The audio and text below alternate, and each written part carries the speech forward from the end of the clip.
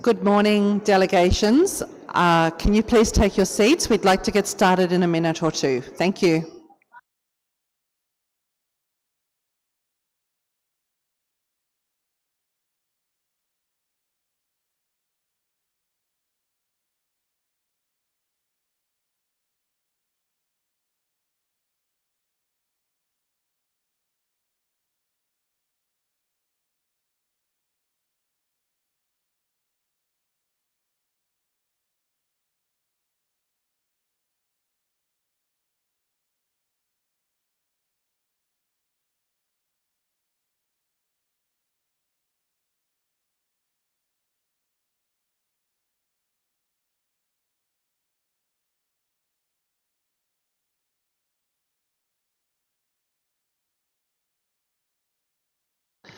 Good morning, ladies and gentlemen. We're going to start our next plenary session. We welcome back to the third day of the open-ended working group. We've had some quite intensive discussions over the last few days. Even managed to do quite a lot of work yesterday, which was a surprise.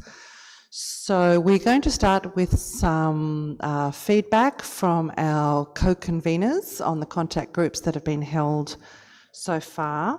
And I'd like to turn to the replenishment contact group to see what the progress is there. And I see that Ralph from the Netherlands has requested the floor. So Ralph, can I turn to you, please? Good morning, everybody. I will report back from the contact group on replenishment also on behalf of Miruza from the Maldives. We had several sessions. The first two were directed to mostly questions and answers to the replenishment task force and also to the MLF secretariat. Clarifications were given, and today we started to collect the suggestions and ideas and possible scenarios for the supplementary report of the RTF. That was in a very good spirit, an open spirit, and a lot of ideas were floating in the room. They are all put in a document that's also available in the portal. We do need some more time, also because we have to talk about the ideas, because we are mostly collecting them, and I think it's good that we have more extensive discussions on the scenarios and the work that the RTF could do, because it's also important with the amount of ideas, otherwise they don't have any holidays or they have to work day and night for the next coming months. So that will be our task for the next days, to get to a clear ask to the RTF what to perform. Thank you. Thank you very much, Ralph and Miruza, for your work. We know that you've had 3 meetings already and it's only Wednesday morning, so very much appreciate the hard work that you are taking and leading that group, and also to the group for their cooperative spirit is what I'm hearing. So very much appreciate that, and of course we will find some more time for your group to meet. We were going to be introducing CRP2 also this morning, but I understand that Cuba is actually going to be proposing a revision to CRP2. So once that revision, revised CRP is available, we will come back to that and have that CRP introduced. So it's on hold just for the moment until that revised CRP is processed. So hopefully we will come back to that this afternoon or at the latest tomorrow morning. So thank you for your understanding there. I now turn to my co-chair to get the next readout. Thank you, Igobi. Thank you very much, Annie, and good morning, everyone. We now turn to the contact group on viability of the Montreal Protocol. Our co-chairs are Sergio and Alessandro. I now turn to Mexico to report back. Mexico, you have the floor. Muchas gracias, señora copresidenta. Ayer sostuvimos una primera reunión por la tarde en la que el grupo logró avanzar con comentarios generales acerca, por ejemplo, de los objetivos perseguidos por el trabajo de este grupo durante esta reunión. Aprovechamos también para hacer múltiples preguntas al secretariado de Ozono, que amablemente también nos proporcionó información adicional acerca del proceso que a un nivel más amplio se está generando en el sistema de Naciones Unidas, buscando eficientar los trabajos en diferentes acuerdos ambientales multilaterales. Tuvimos un buen avance, fue un buen punto de partida. Sin embargo, vamos a requerir de más tiempo para seguir avanzando en este trabajo. Muchas gracias.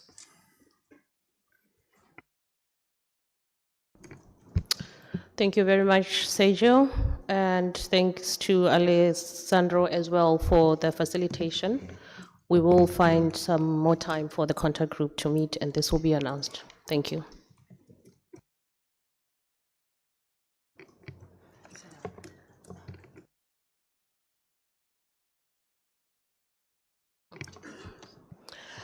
Okay, so when yesterday we stopped at the Q&A session for the tip on agenda item 4, and we will be continuing from there. May I ask the tip to please come up for the continuation of the Q&A session? And as they make their way up, remember that yesterday we had 2 requests for the floor on the PFAS. So we are taking questions on the PFAS, and yesterday we had Norway and the European Union for the Q&A session. I'll just give a minute for the tip to come up and then we continue.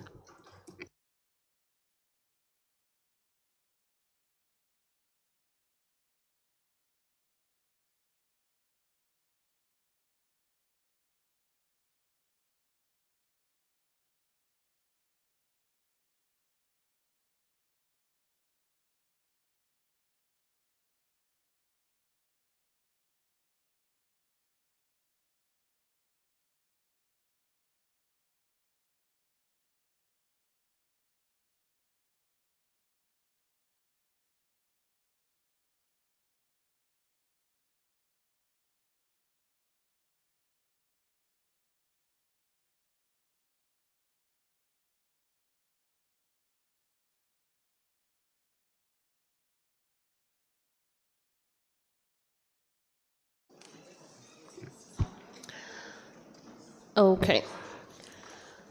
So I'll give the floor now to Norway to ask that question. Norway, you have the floor.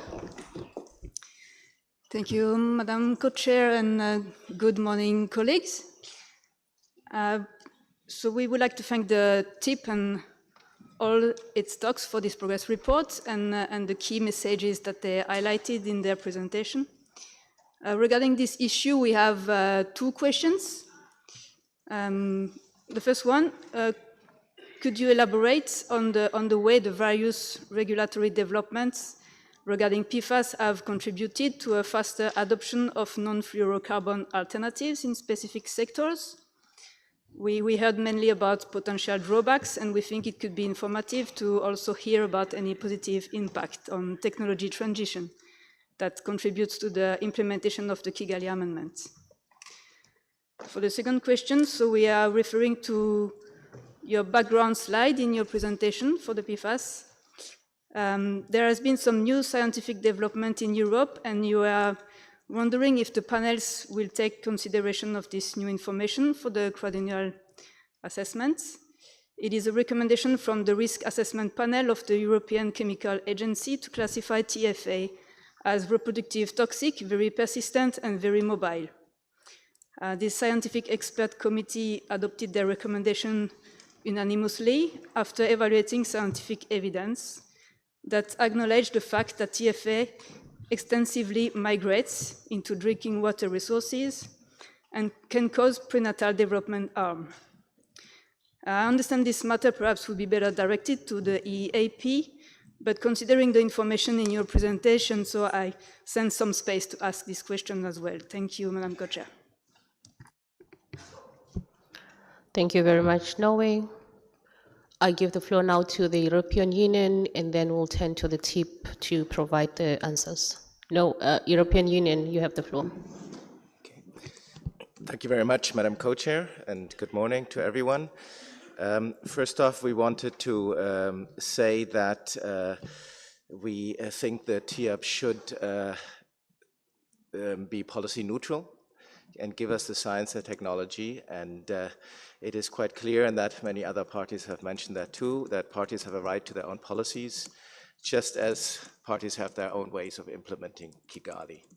So the PFAS rules that are being looked at in the EU are based, as we said previously, on the precautionary principle and to provide clarity. So actually the first question we had was very similar to what Norway just mentioned, the classification and the evaluation by the chemical agency and the classification of TFA, if the TIAP is aware of this, because that is for us a very relevant point for parties, since many HFCs and HVOs break down into TFA, and this classification will result in immediate also labeling and sectoral restrictions for TFA. The process of setting PFAs is an ongoing structured scientific process, and we just had a large second consultation finished on the 25th of May. And after this has been concluded, the scientific process, it will be up to the Commission and the Member States to make the final rules. So it is at the moment, nothing is decided. It was a scientific... I apologize, European Yes, Union, please I'm get to coming your to the second question. Yes, Thank you very much. Yes. So, second question related to that is that why does the TIAP assume in their the report that there would be a delay in the transition? That's not the experience we have in the EU. We have seen that restrictions in the F-gas regulations, where we restrict the use of fluorinated gas in the sector, have led to the use of, for instance, propane in heat pumps. So it's quite the opposite that we've seen, that the manufacturers have responded and used non-PFAS. So we don't see that this is necessarily a delay in the transition. We would like the TIAP to comment on this. And question number 3 would be that clearly there's a lot more data becoming available on the PFAS issue, and we had Norway also referring to the fact in the process I just mentioned, the scientific process, a lot of new scientific publications were made, and we are happy to provide them to the TIAP. And we'd like to ask the TIAP if they could give us a bit of a snapshot what they will be providing us in the assessment report on this matter, and especially on as regards the recent scientific developments and how the coordination process in the TIAP is organized on that matter. Thank you very much, Madam Co-Chair. Thank you, European Union. I turn to the TIP to provide answers to the questions from the European Union and Norway. TIP. Okay, I'll just give them a minute to organize and they'll provide the answers.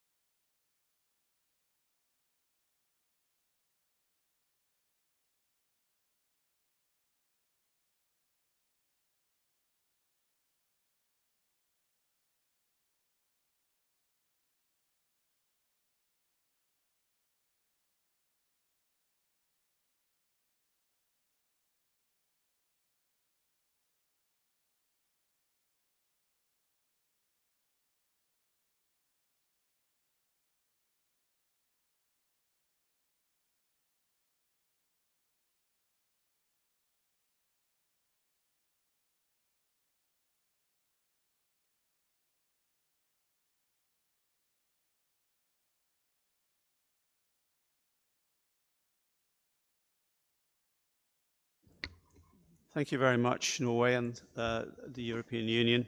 I'm steering carefully here, as you might imagine, to be policy neutral. TEEP is always policy neutral, although over the years, the last few progress reports, we have tried to say, to talk about the impact that policies might have and regulations might have on transition. We're not saying at this point in time that transition is delayed. It's certainly changing the range of options for industries in all the sectors. And, you know, there have been delays in decision making, I think, at this point in time. Of course, we would definitely not interfere with internal European Union processes. They're entirely right and proper. I would say that the TEEP is staying within its lane. We are what we are with a technical and economic assessment panel. The difficult issue, of course, is the TFA that comes from refrigerant gases and the way they're broken down in the atmosphere. And that's very definitely a complex issue for the SAP and the EEAP to opine on. We have stayed within our lane. We are coordinating with the EEAP and with the SAP in relation to our assessment reports so that we have the appropriate expertise giving opinions based on evidence. I know that the EEAP, they can, if EEAP chair's in the room, but I know they're doing an exhaustive review of all the evidence on TFA toxicity. About 100 papers, I think, and that will be within the EEAP assessment report. SAP and EEAP will be reporting on atmospheric fate of refrigerants, and we will continue to report in more detail, of course, on these, on the impact, potential impacts in the different sectors if the range of chemicals changes that people can choose. I hope that satisfies you, and I'll just check with the TEEP to make sure I've covered that, please.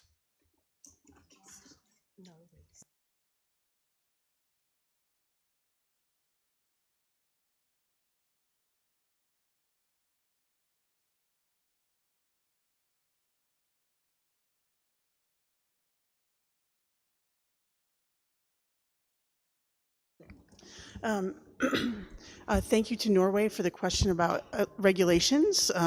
We are aware of two around the world, broad PFAS definitions, one in the state of Maine in 2040 and one in the state of in Minnesota in 2032 that would impact Montreal Protocol controlled substances and their replacements.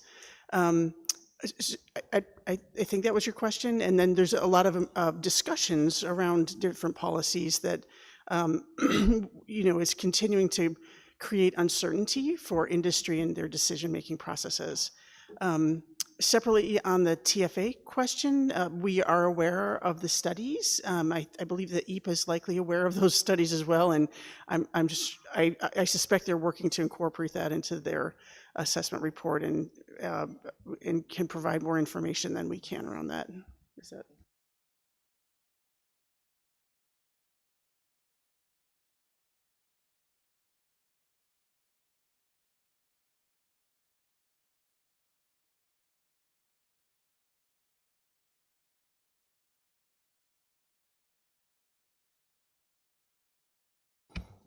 Thank you for the questions from both Norway and the European Union.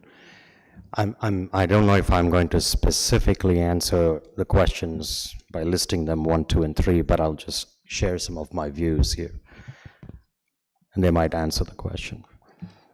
So when we looked at what the impact of the PFAS and TFA regulations could be on the RAC-HP sector, we were looking at it not just from the European Union point of view.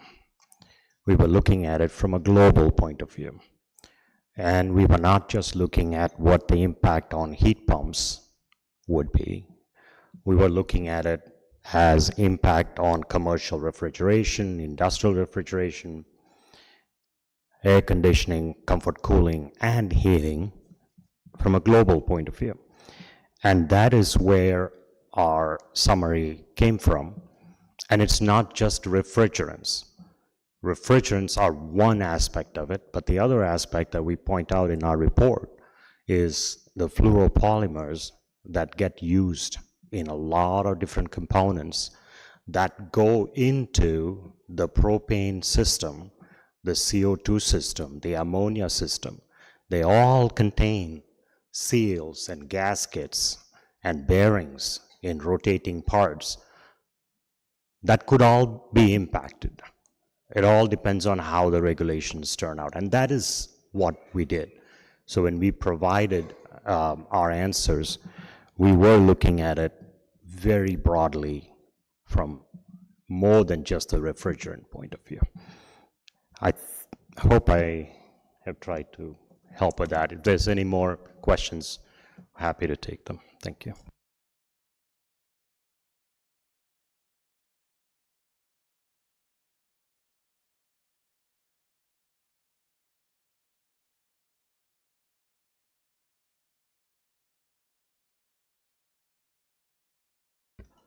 Okay, responding to the question from the European Union about the delay, the possible delay in the transition away from, this isn't away from hydrofluorocarbons, it's actually away from Halon 1301 in aircraft cargo compartments. There is one, and at the moment only one, serious contender to replace Halon 1301 in this application, and this is the blend of 2-BTP and carbon dioxide, CO2. At the moment, there is no clear way forward with a derogation for this blend in this application because it's not an application yet. It's a system that's still in evaluation and development. And given that it's not, there is not a clear way forward and a possible derogation, the civil aviation is basically paused because there is not a clear way forward. And our understanding is that civil aviation is unwilling to commit the significant resources to finalize this system with no clear way forward that it could actually be used in practice. So that's one of the reasons that we think these potential PFAS regulations are causing a delay in transition. Thank you. Thank you, Tip. I see no further request for the floor on this item. We now move on to question and answers on the next chapter, which is TIP organization. And I'm looking to the room to see if there are questions on this chapter. I see a couple of requests. I will give the floor first to the United States, followed by Iran. United States, you have the floor. Thank you very much, Madam Co-Chair, and our thanks to the TEEP for their efforts in looking at this agenda item and in particular at the organization of the TEEP and its talks. We did have a few specific questions that we wanted to raise. First, are we correct in understanding that the TEEP asked each of the talks to reflect on their organization and structure, and that's what is provided in the report? Our recollection is that in the past, they have taken a different approach, and perhaps at the TEEP level or with some sort of cross-talk committee have looked at this. The reason why we're asking is we're wondering to what extent did the TEEP take into account any inherent biases that would be likely to occur when you're asking a group to assess if it's working or not. Not that we're questioning whether or not the talks are working. There's just an inherent bias that we're aware of, and we just want to understand, did they take that into account? And if so, if they could just point us to a little bit more information as to how they did that. We're also wondering about a few things that we didn't see covered in the report that we were expecting. For example, did the TEEP think about the organization of task forces or other temporary subsidiary bodies. We saw really a look at the talks, but not necessarily information on how TSBs are working, and is there anything the parties should be considering with regards to TSBs. We're also wondering, and we'll note our appreciation to the members of the TEEP and the talks, and we heard several times, as we all recognize, there is a lot of work that gets put before these people, and there's always a concern for making sure you have sufficient membership. So one question we had is, did you think about whether or not, for example, if you have a talk with not very much changes year in and year out, did you think about, could that work be handled by a senior expert as opposed to a full talk? Is there an option to look at the scheduling for meetings, reflecting that there may not be enough changes to justify perhaps every year putting the information in a progress report, where it's not changing very much? We recognize for some of the talks, there's much change happening year in and year out, but for some it seems like the reports consistently say very similar things. So we're wondering if the team gave some thought to other kinds of structures, and if they did, if they could share that with us. And lastly, and somewhat related to that, did they think about not just perhaps the actual structure of having 5 talks and how they look? Did you think at all about, what if meeting structures change, or opportunities to collect information changes? For example, we know maybe not this past year, maybe it was the year before, you had several talks meet at the same time. Was that helpful? So any reflection you could give us, because as we look at this agenda item, we think that there's many different ways we could approach the questions, and we really would like to know more from the TEEP about your thinking, and were you broad in this, or was it very narrow, just so that we have a better understanding as we come into this agenda item. Thank you. Thank you very much, United States. I give the floor now to Iran. Good morning to everybody. Thank you very much, Madam Co-Chair. First, I would like to really appreciate the intention and the commitment of the TEEP and for their high quality reports, as every time they are preparing and providing to the meetings. I have 2 questions. One is about as I know that almost there are maybe 150 volunteers of the TEEP members in the worldwide. So whether they are asking for the annual meeting, it is for everybody, all of the TEEP members, or it is the group wise, or for the chairpersons or co-chairs. And also I can see they have a problem with the geographically and also gender balance problem. Whether they are also considering the age balance in their team also. Thank you very much. Thank you very much, Iran. I will turn to the TEEP to answer the questions from Iran and the United States.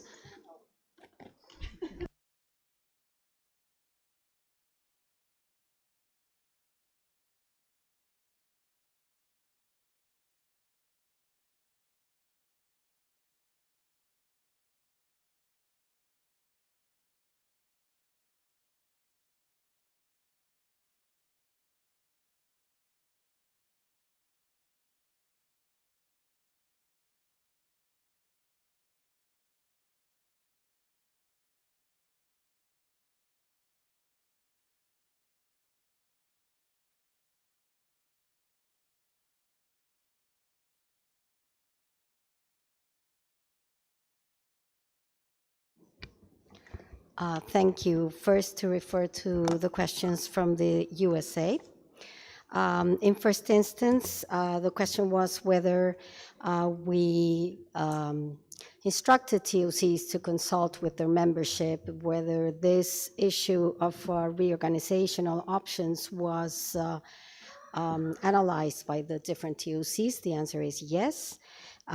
This topic was part of all meetings of the TOCs in the first part of the year. Members were able to comment on possible options, on difficulties they saw, and I feel that we really socialized this issue, if you like, and the recommendations we came up with are a reflection of that. About the subsidiary bodies, this year we basically have the RTF. The RTF is working well. There have been some comments on the RTF about its duration, etc., in our reports. I don't think we went very much further than that.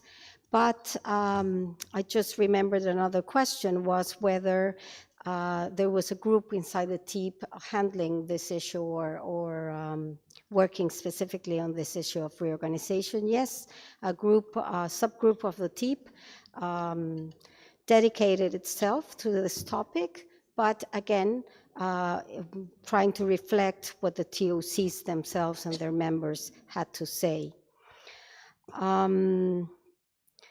We have thought about changing meeting structure. There have been some suggestions of having all the TOCs meet in one same place at the same time. However, TOCs meet with different agendas. Some of the TOCs actually conduct field trips in the countries where they visit, be it to learn about what the industry is doing, what the government itself, what alternatives have been implemented, etc. So often it's very hard or impossible to find common ground in just one place. I think I will give this to my co-chairs. Bella, you had something else to add, I think. Sure, thanks, Marta. I think we sort of missed a question from the US asking, was there an inherent bias in our collecting information, asking a group itself to see if they were open to change? And I think that is always sort of difficult, given the workload. The group is very focused on the task in hand. And so for the near term, I don't think it's a surprise that our current talks were really, their preference was to retain the structure as we are, the 5 talks, and to make maybe some of those changes from within in terms of its organization and managing of the topics that is currently on their workload. But we left it open in our progress report to revisit, which is, I think, helpful on a periodic basis, if the structure still works, or we should consider additional options going forward.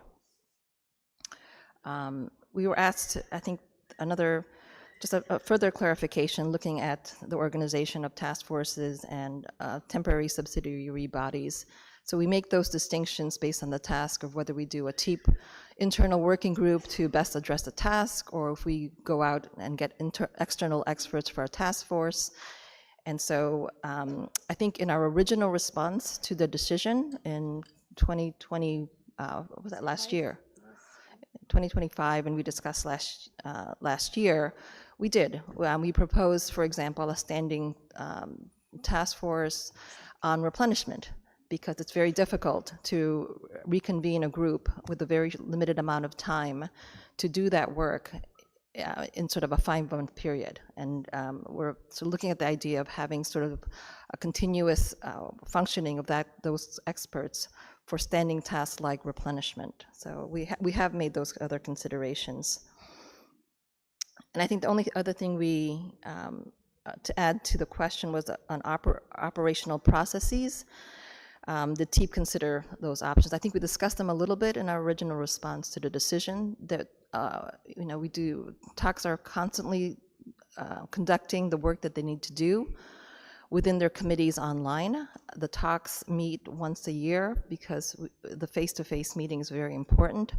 I think this gets to Iran's question as well. It's only the TEEP membership of about 20 members, which includes our senior experts and the chairs of the talks that meet on an annual basis, and not the full 150 volunteers, which would be a very fun party, but no, we don't do that.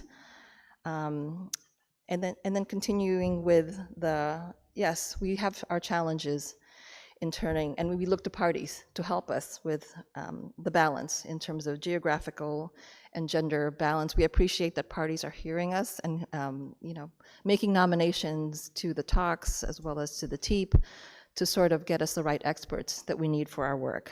And we are, I think, just as challenged with parties on age balance. Thank you. Yes, thank you. Thank you very much, TEEP. We take another round of questions. I have on my list the United Kingdom, the European Union, Canada, and Australia. I give the floor now to the UK. Thank you, Co-Chair, and thank you to the TEEP for their work on this important matter. We have 3 related questions to help us with the reorganization of MCTOC in particular. Can you elaborate on how MCTOC has been operating in practice in recent years? How frequently do the medical and aerosols work streams need to work together on cross-cutting matters? And to what extent do they already operate independently in practice? Thank you. Thank you, UK, for the questions. I give the floor now to the European Union. Thank you, Madam Co-Chair. I actually have a question that is very similar to the UK, and it's indeed focused on the preferred option as identified by TEEP in relation to MCTOC.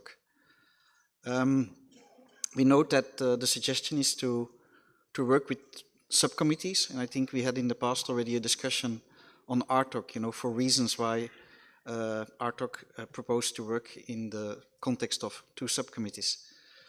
If MCTOC would work in such a setup, could you explain a bit what would be, let's say, the expertise of the 2 subcommittees and where do they come together?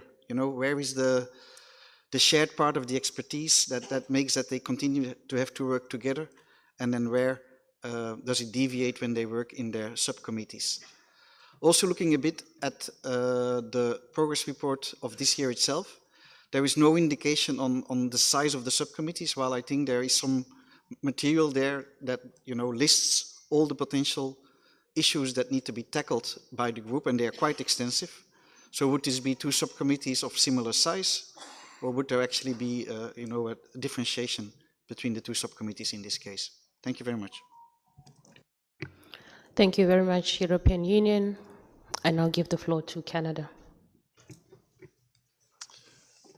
Thank you, Madam Co-Chair, and we should probably have consulted the UK and the EU before, because our questions are similar. We have a couple of others, but I'll just go through them, just four questions.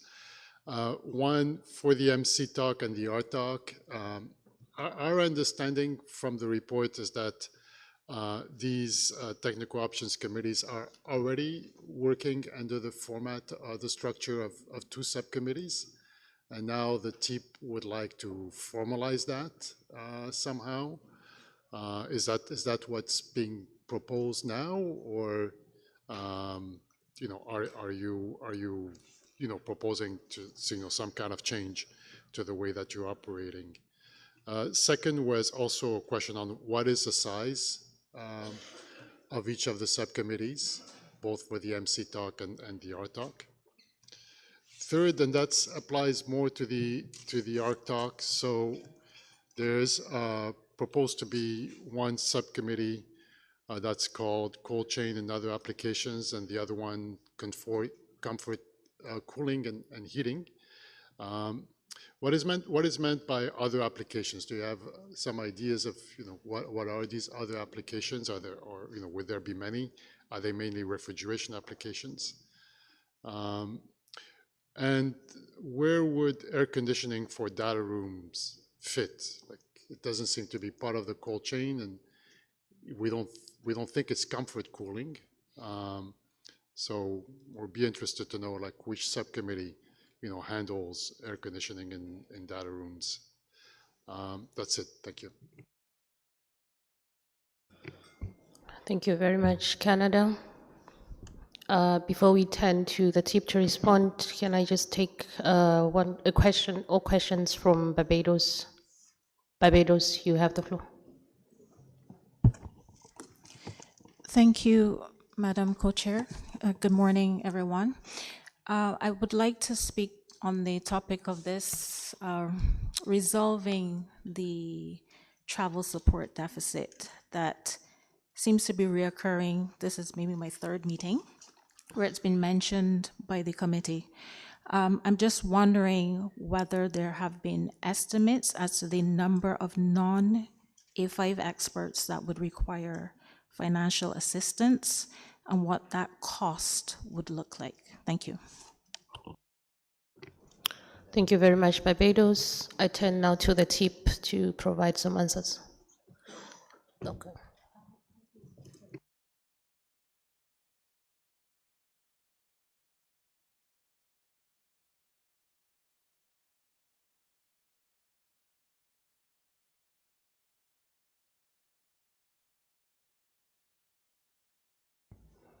So I'll take the questions regarding MCTOC first.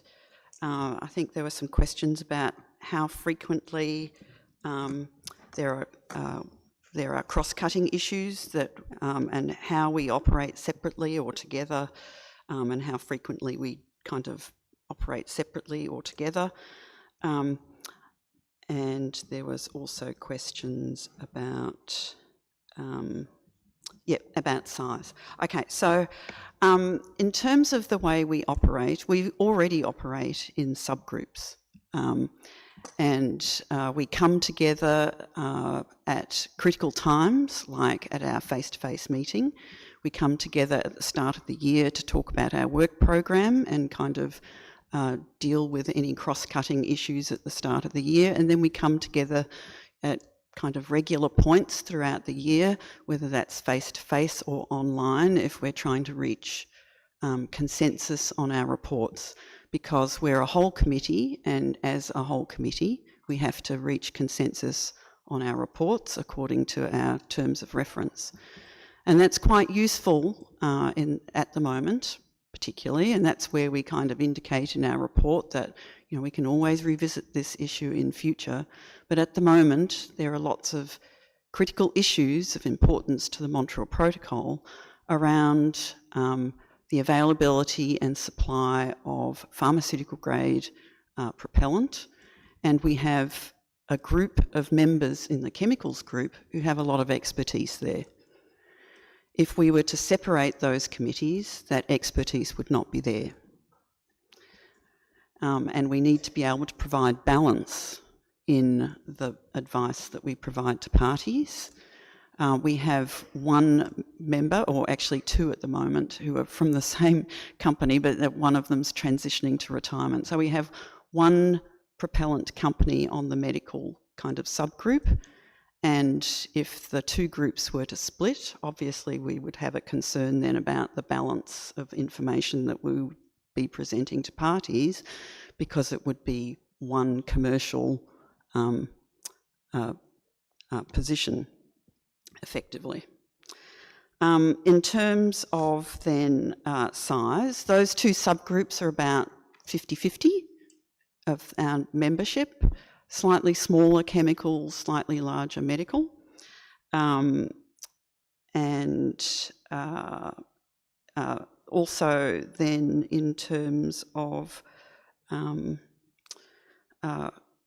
if we kind of look to the model of RTOC, where they've in recent years moved to 4 co-chairs, it would be incredibly helpful for the workload of the co-chairs of the medical and chemicals TOC if parties might consider that model for the MCTOC as well. And that's why we proposed 4 co-chairs to help us with all of those things that come with the role of co-chair when you're managing a group of 40 people. And I think that's all from me. I think I've answered everything. Thank you.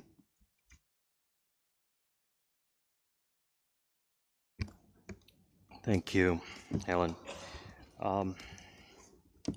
So I think most of the RTOC questions were specifically from Canada, so I'm going to try and address them as best as I can.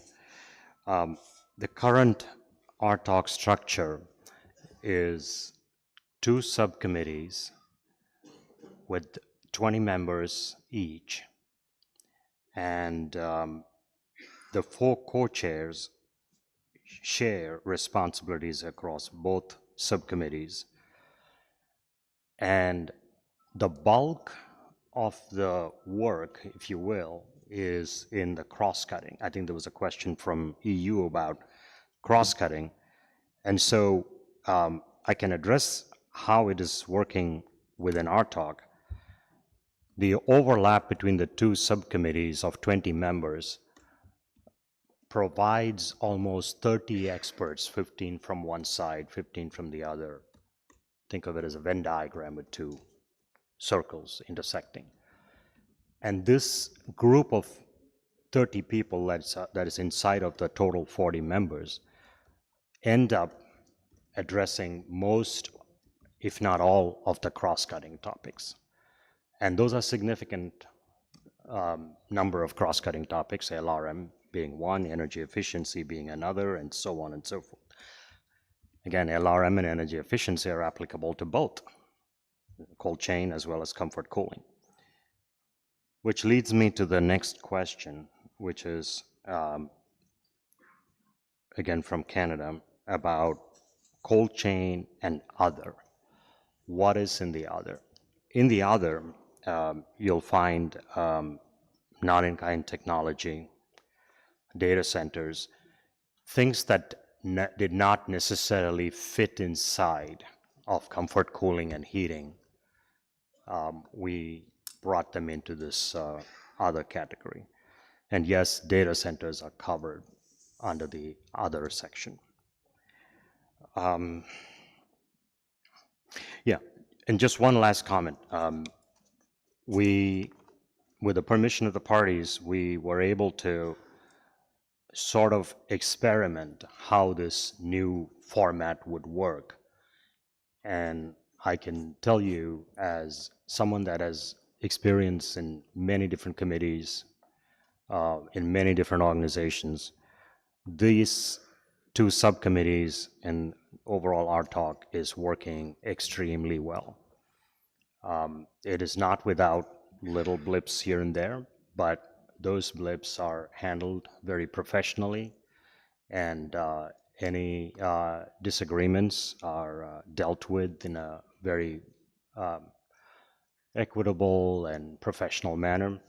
And at the end of the day, I think the final product, which is the assessment report that you'll see then, in December or January, I think that will show you the quality of the work that the 40 members have been able to produce. Thank you, and thank you for your support on that as well. Appreciate it. I think that we didn't answer one specific question from the United States, which was whether in TOCs with little change, there could be some evolution to less frequent meetings maybe, or be managed by a senior expert. And I think that we will obviously, change management is hard to do bottom up, as you so rightly said, but we're very enthusiastic as a group to make sure that we're fit for purpose for the parties, and that we of course want to evolve the TEEP as topics become more important and less important, so that we serve the parties with the right information they need.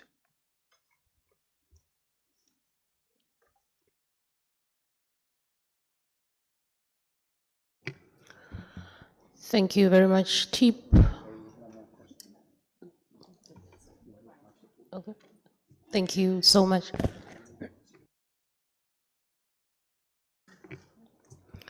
I don't see any further request for the floor. Barbados, you have the floor.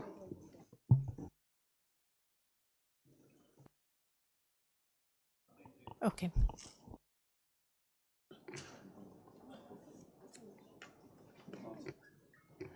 TEEP, you have the floor. Sorry, Barbados, that was an omission. We are handling the non-A5 expert travel on a case-to-case basis. Our members do their best to get funding from, some sources they have, the government or whatever, the companies sometimes. The Austrian Secretariat has supported us with travel for some non-A5 experts, but no, we have not done a specific estimate of what the cost would be to move or for travel of all non-A5 experts at the time. Thank you very much, Tip. I see no further request for the floor on this chapter. As we had previously indicated, before we close the Q&A session, we'll provide an opportunity for parties to ask general questions that they did not manage to ask under any of the chapters. Are there any requests for the floor with questions, general questions?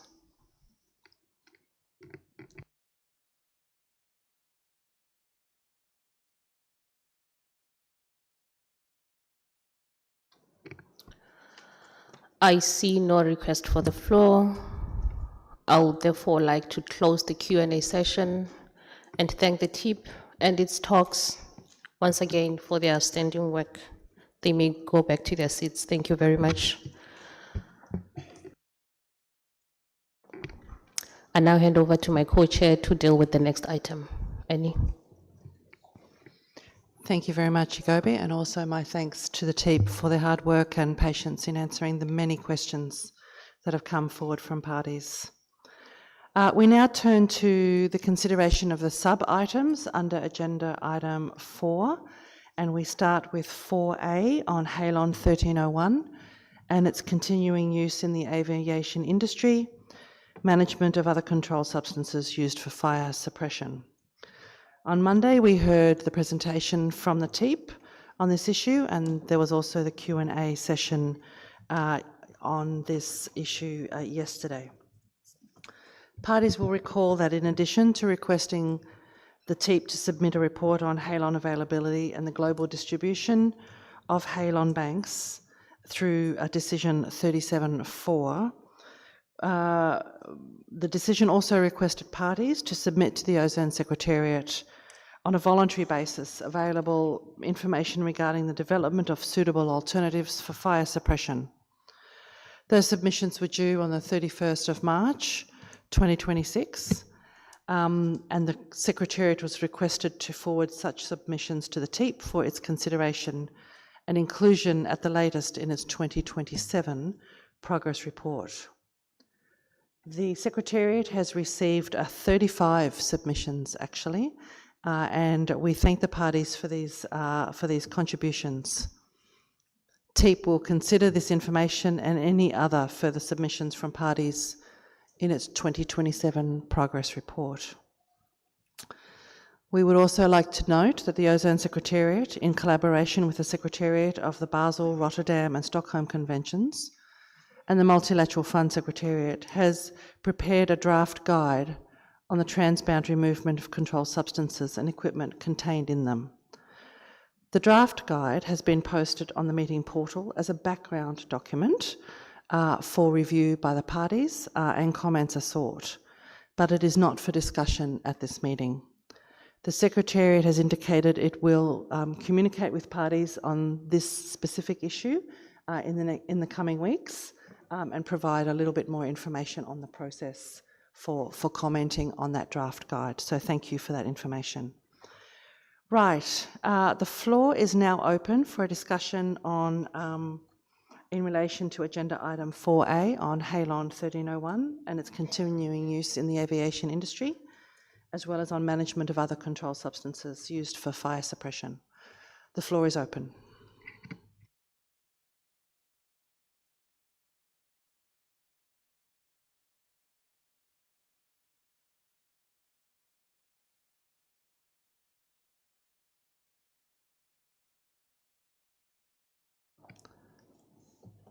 Thank you. I have a couple of parties wishing to take the floor. So on my list so far, I have India, the European Union, Australia, Kenya.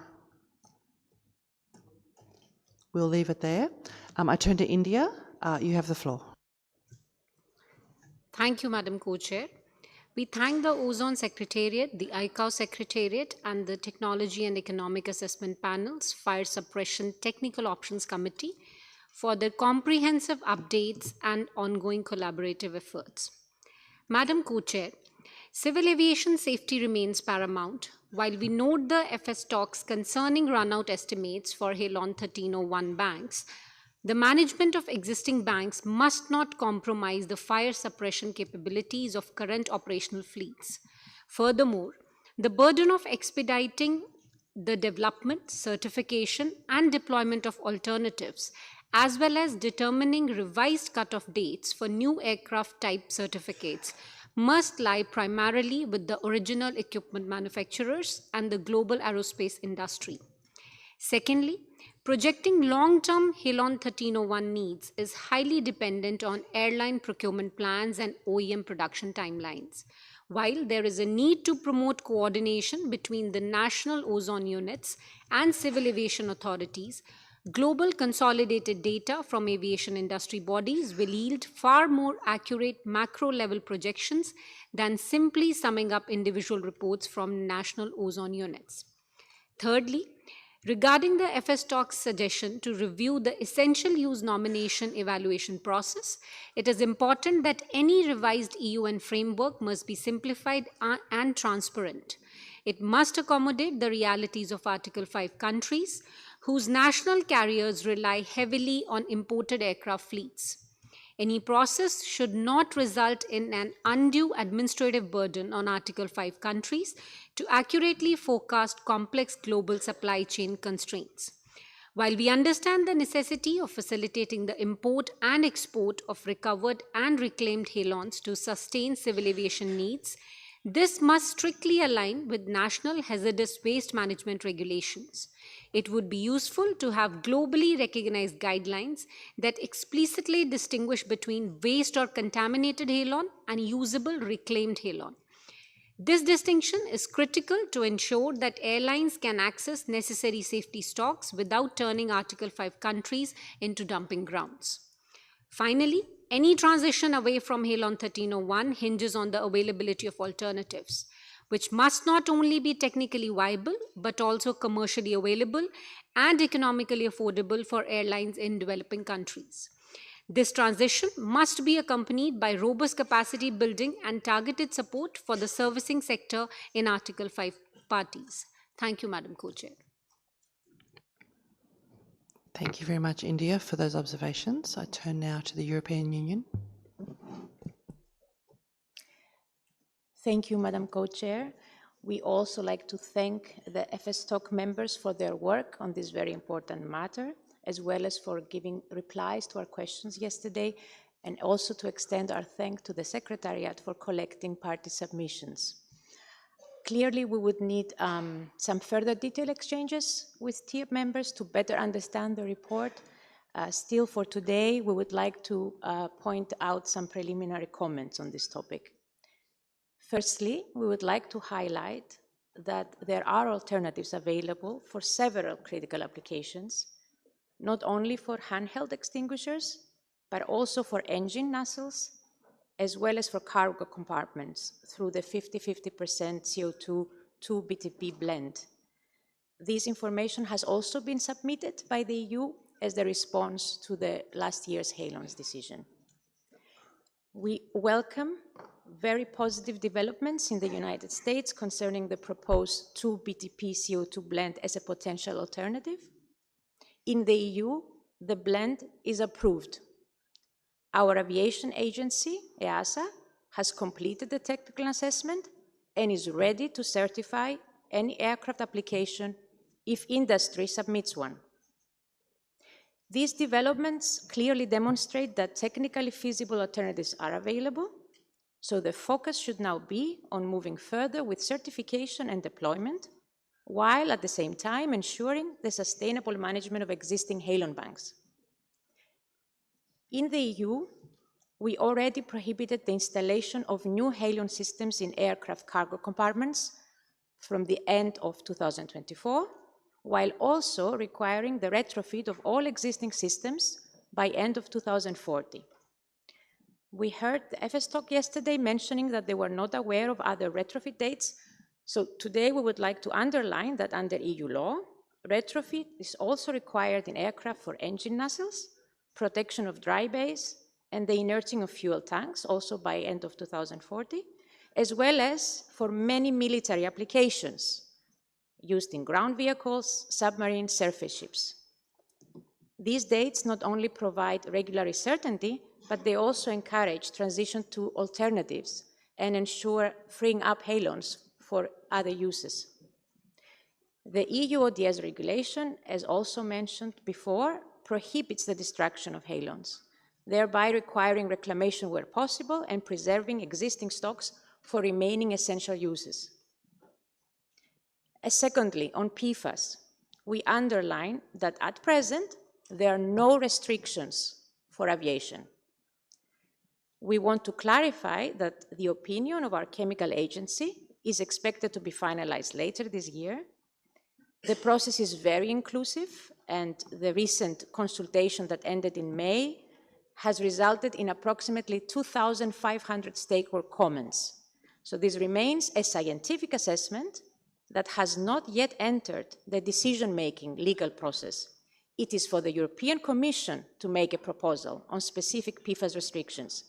This includes the possibility to allow for adequate, even unlimited exemptions for critical sectors where no suitable non-PFAS alternatives are available. The European Commission has already committed to including such exemptions for strategic sectors. The aviation sector will therefore need to be addressed in that framework. We'd thus like to note that we have alternatives in some of the most difficult applications. Handheld cargo-based engine nacelles. These could be used by industry. And this scenario saves up halon use in new planes, as well as for use in maintenance, and also frees up halon recovered for older planes.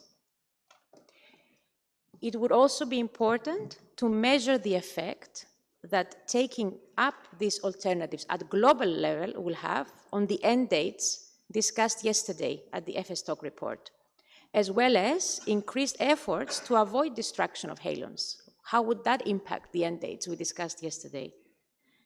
We consider that such measures would delay those dates substantially. So we welcome TIEP meeting yesterday to taking a look at these scenarios.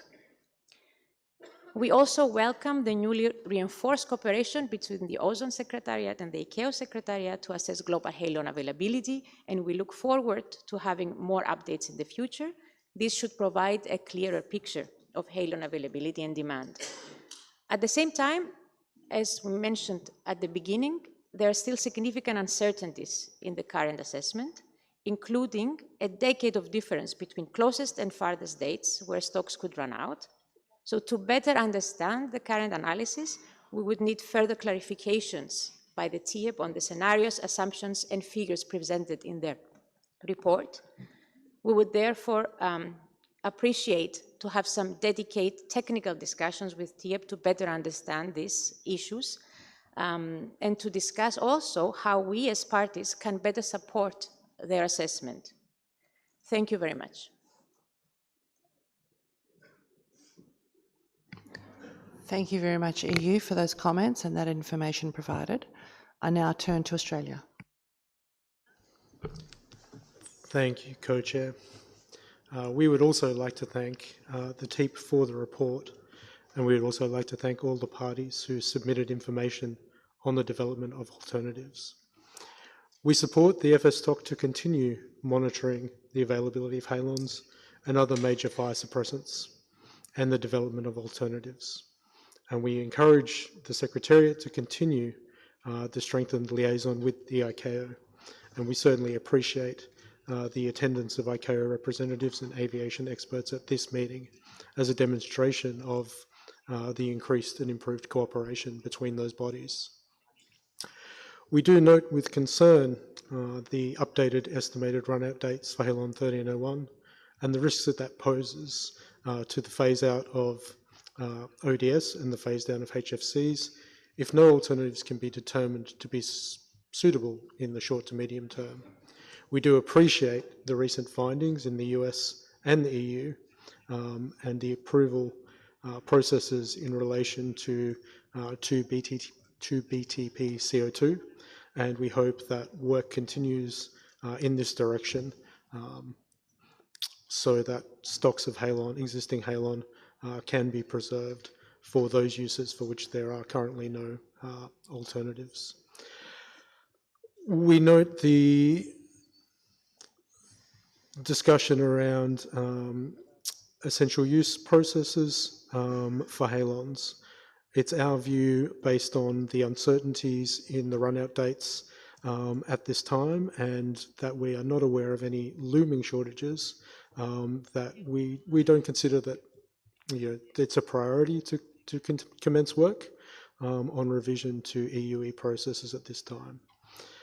We'd also like to make the comment that in order to preserve the existing banks of halon and other fire suppressants that are controlled, that destruction of these fire suppressants should be avoided unless the fire suppressant in question is no longer viable and cannot be reclaimed to an acceptable specification.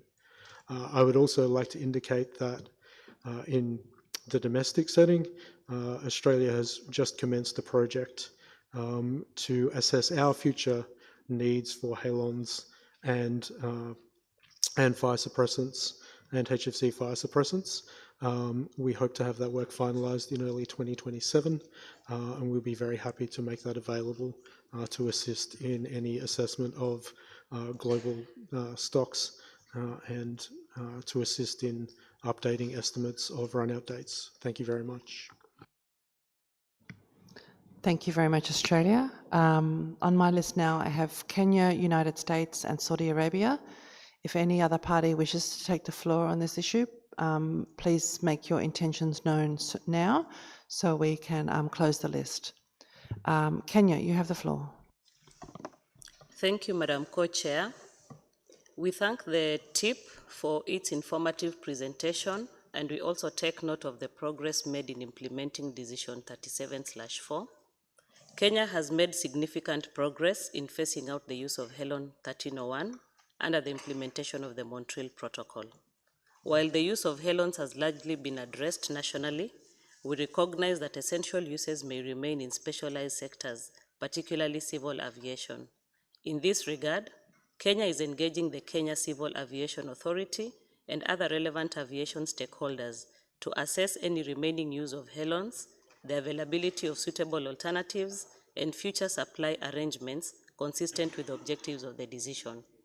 Kenya is therefore one of the countries implementing a JEF-supported UNEP-ICAO project called Fortifying Infrastructure for Responsible Extinguishment.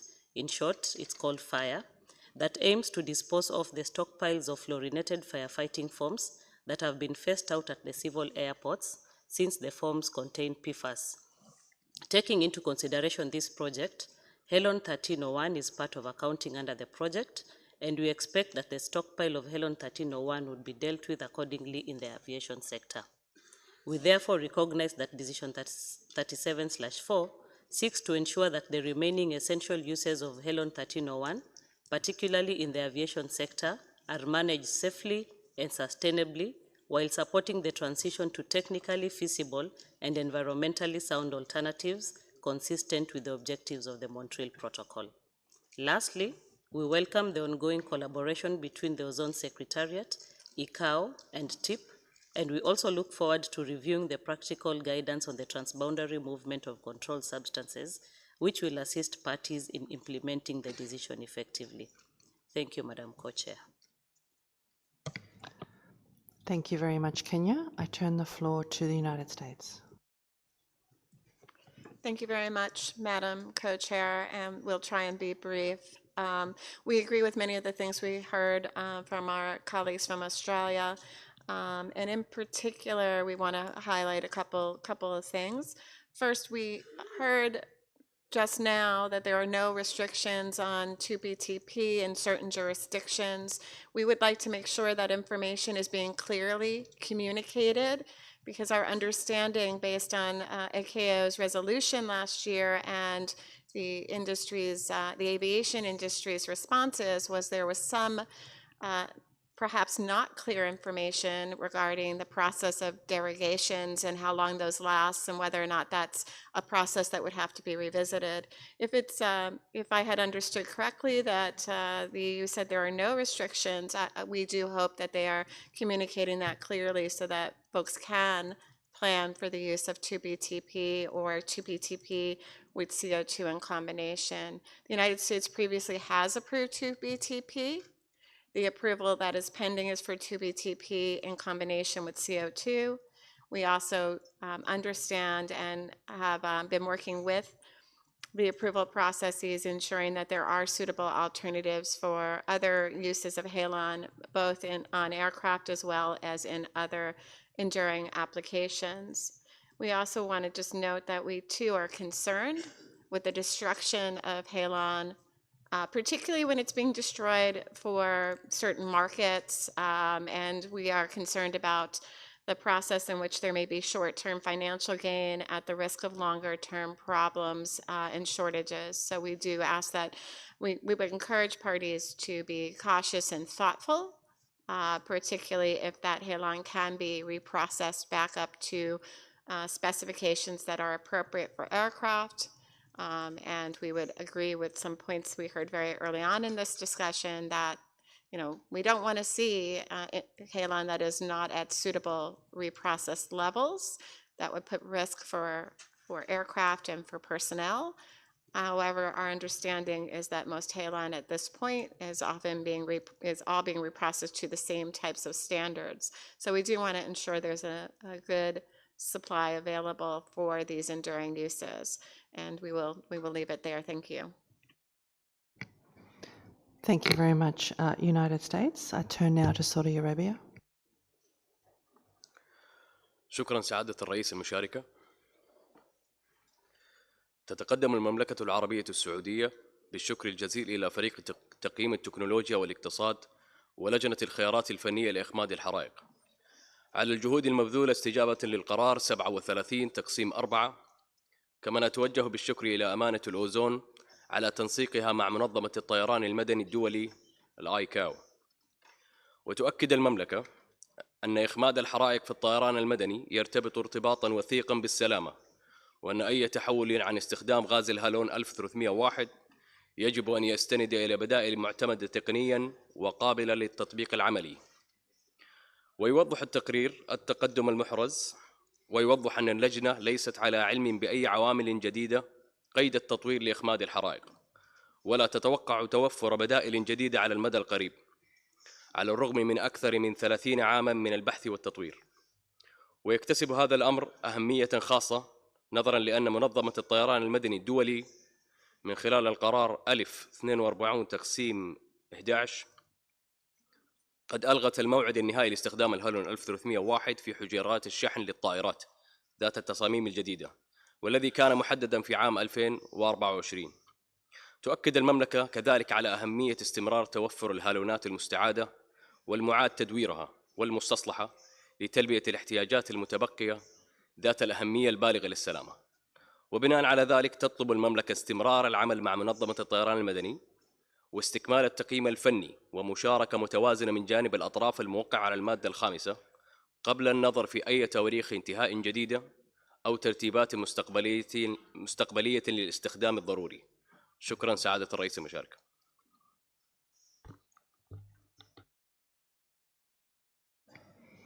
Thank you very much, Saudi Arabia, for those observations. Last on my list is Canada. After that, I will propose a way forward. Thank you, Canada. Thank you, Madam Co-Chair. I think you meant to say last but not least. Maybe. Well, we thank the TIP and the FS TAC for the updated information they presented in their progress report and actions that have been undertaken in response to decision 37/4 and ICAO resolution OEWG48 we are concerned that the FS stock, according to the FS stock, the refined run-out date for Halon 1301 is now estimated to be in 2035, plus or minus 4 years, based on latest available data from civil aviation, oil and gas, nuclear power plants, together with the amounts being recovered from shipbreaking activities. We do understand that there is still, some significant level of uncertainty with respect to these estimates, and we're also interested to discuss with the FS stock and other parties how we could refine, the information that we have on banks and emission rates and future availability of Halon 1301. But still, the range of run-out days that we have before us is significantly smaller than we had under the 2022 FS stock assessment report. We also wanted to note that the ICAO Resolution 4211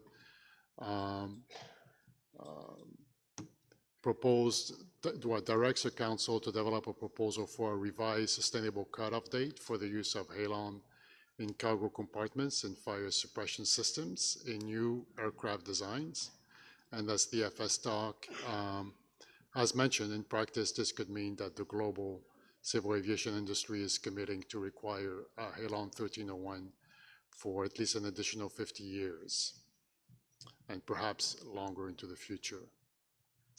The ICAO resolution also encourages states to support an essential use nominations to maintain aviation safety.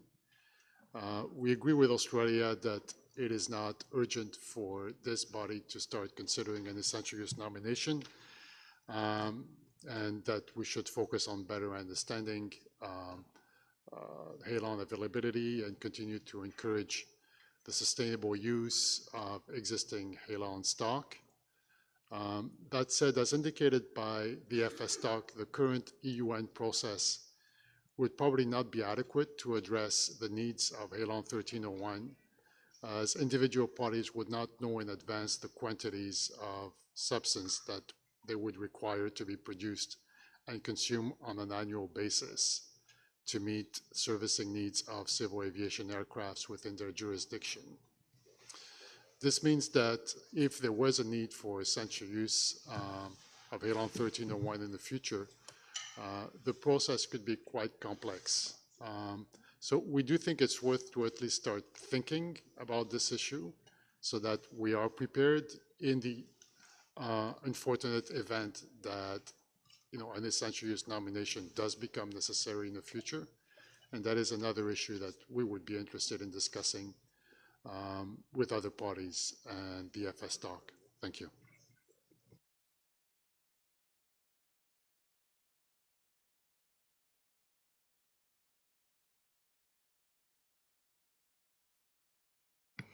Thank you very much, delegations.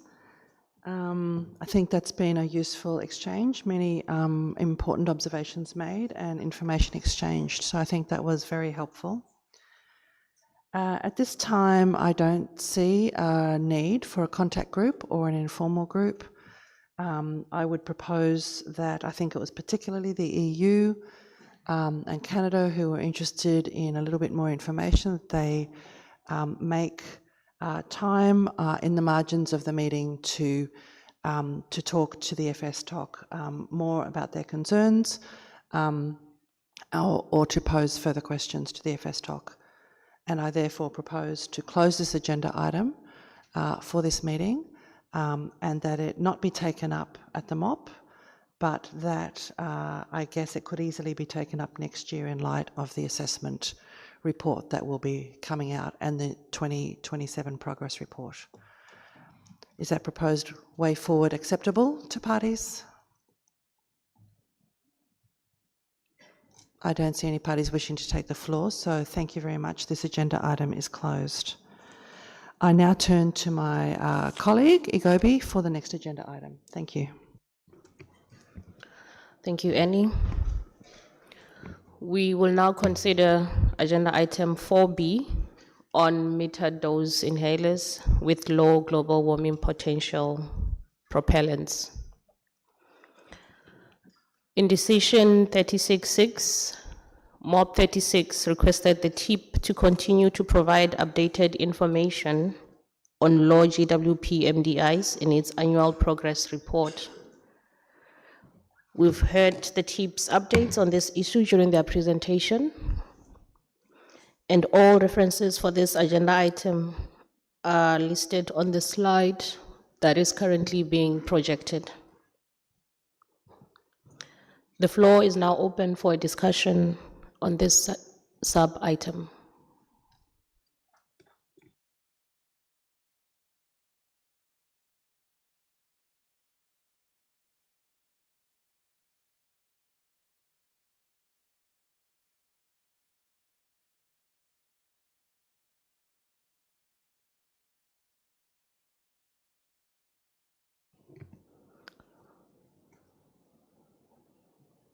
I see on my list, European Union, EU, you have the floor.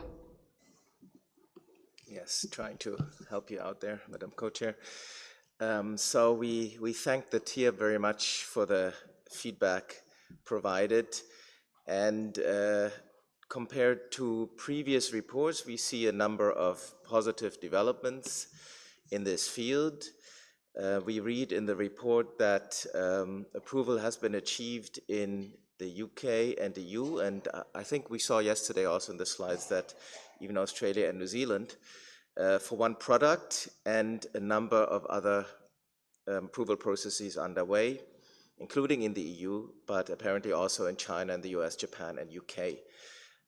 And that also includes very relevant medicines such as salbutamol, which is the large part of the MDI market. We also see that the use of dry powder inhalers is common in many countries, and in most patients can replace MDI applications, as we also heard yesterday from the TIAB. Apparently, according to the report, at least 10 companies develop new generation MDIs with lower GWP propellants.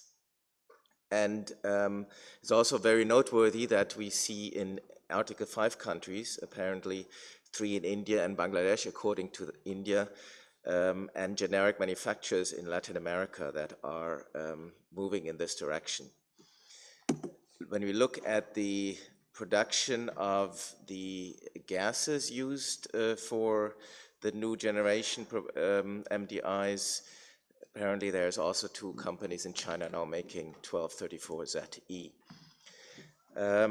And finally, maybe on this long list, we see that suppliers in producing countries, China and India, have indicated that they will ensure security of supply while we still need the currently technologies based on R134A. So there's a number of new developments that we didn't have last year, so that's for us a very positive note and addresses some of the concerns that have been expressed in the past. We have made a submission following the call in the decision, last year's decision, and we hear that there's another one from the US. But as I mentioned in the list, there's a number of countries where we have developments, so we would encourage other countries to also submit information. It's a standing call for information in the decision, so this would help TEEP to keep informing us on this issue. Just to recall that on the policy side in the EU, we have a need for quota in the HFC quota system since 2025. So we have a policy driver in place domestically. It ensures a smooth phase-in of the new technologies, and but until 2030, the quotas will reduce overall, but including for this sector. On the decision here, we have a decision in place that allows us to be informed as parties on the new issues and include the information in the annual progress report as we've seen this year, and we are very happy with the information we received, and we trust the TIAB to keep us informed as we go further. Also, the decision includes a revisitation of the issue once we have the quadrennial report available, which will be very soon. So that is also very good, and given that we have all these things in place, we would be happy to discuss further at this meeting if others see the need, but otherwise we are quite satisfied with what is on the table, and we would then look forward to the next update in the quadrennial report from the TIAP next year. Thank you very much, Madam Co-Chair. Thank you very much, EU, and thank you for the observations that you've just made on the developments. I have on my list India, Canada, and Morocco, and I'll give the floor to India. Thank you, Madam Co-Chair. We thank the Medical and Chemicals Technical Option Committee for its comprehensive 2026 progress report. Meter dose inhaler sector is highly important within the broader context of the HFC phase down. As a country with a robust MDI manufacturing sector that serves both large domestic healthcare needs and vulnerable populations in other developing nations, we wish to emphasize the following key principles as we deliberate on this issue. Firstly, prioritizing public health and affordability. The transition to lower global warming potential propellants in MDIs is fundamentally a public health imperative, not solely an environmental one.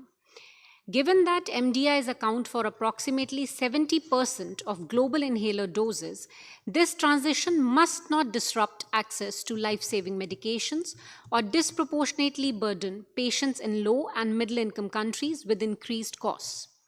Secondly, parties must retain the sovereign right to determine their own transition pathways and timelines based on their domestic healthcare frameworks, the maturity of alternatives, and the time required for rigorous national clinical trials and approval processes. Thirdly, intellectual property and technology transfer constraints currently act as significant barriers to the timely and cost-effective availability of alternative propellants such as HFC 152A and HFO 1234Z, as well as related device technologies. Proactive measures are essential to ensure that patents do not restrict generic manufacturers in Article 5 countries from producing affordable, lower global warming potential MDIs. Fourthly, any domestic HFC phase-down regulations and export controls should not inadvertently trigger supply shortages or price spikes for the pharmaceutical-grade HFCs that Article 5 countries continue to rely on for essential medical purposes. Finally, until lower global warming potential alternatives are economically viable, technically proven at scale, and culturally acceptable by patients in developing nations, current MDI technologies must be safeguarded. Any transition in this vital sector must be matched with equal commitments to technical and financial support for Article 5 parties. We look forward to engaging constructively with all parties on this critical issue to ensure a smooth, equitable, and health-focused transition. Thank you, Madam Co-Chair. Thank you, India. I give the floor now to Canada.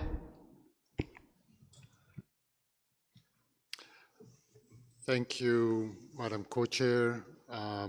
Canada also welcomes the additional information provided by the TIP on the development of low GWP PMDIs. This continues to improve our understanding of the complexities associated with transitions in this sector. We noted that there is at least one HFO-based MDI manufacturer that has now received regulatory approval in Europe and the United Kingdom, and that several manufacturers continue to pursue low GWP alternatives. At the same time, we are mindful that commercially available low GWP alternatives remain at an early stage of development, and that low GWP solutions are not yet readily available for many parties. We want to note our strong appreciation to the submissions made by the European Union and the United States pursuant to Decision 36/6 regarding developments in their countries.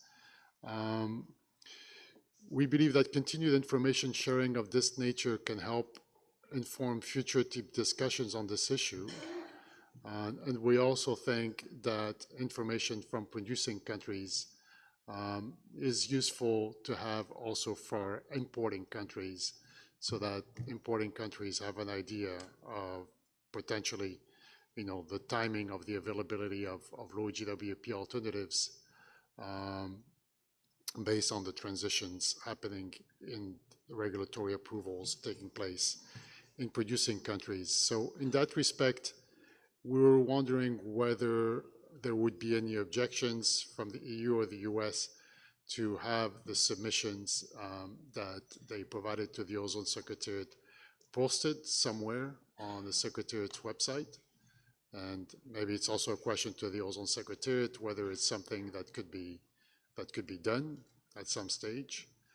And as well, like the European Union, we would encourage other parties producing MDIs to share relevant information pursuant to Decision 36/6 on technological development, regulatory approvals, and manufacturing considerations and transition planning, both to support the TIP reporting on this issue and also to assist, as I mentioned, importing parties with respect to their potential transitions. So again, we thank the TIP for its report, and we look forward to continuing discussion on this issue next year in the context of the 2026 quadrennial assessment. Thank you. Thank you very much, Canada. I also note the question that was posed for the Secretariat. We will get the Secretariat after the interventions from Morocco and Kenya to give a response. I now give the floor to Morocco.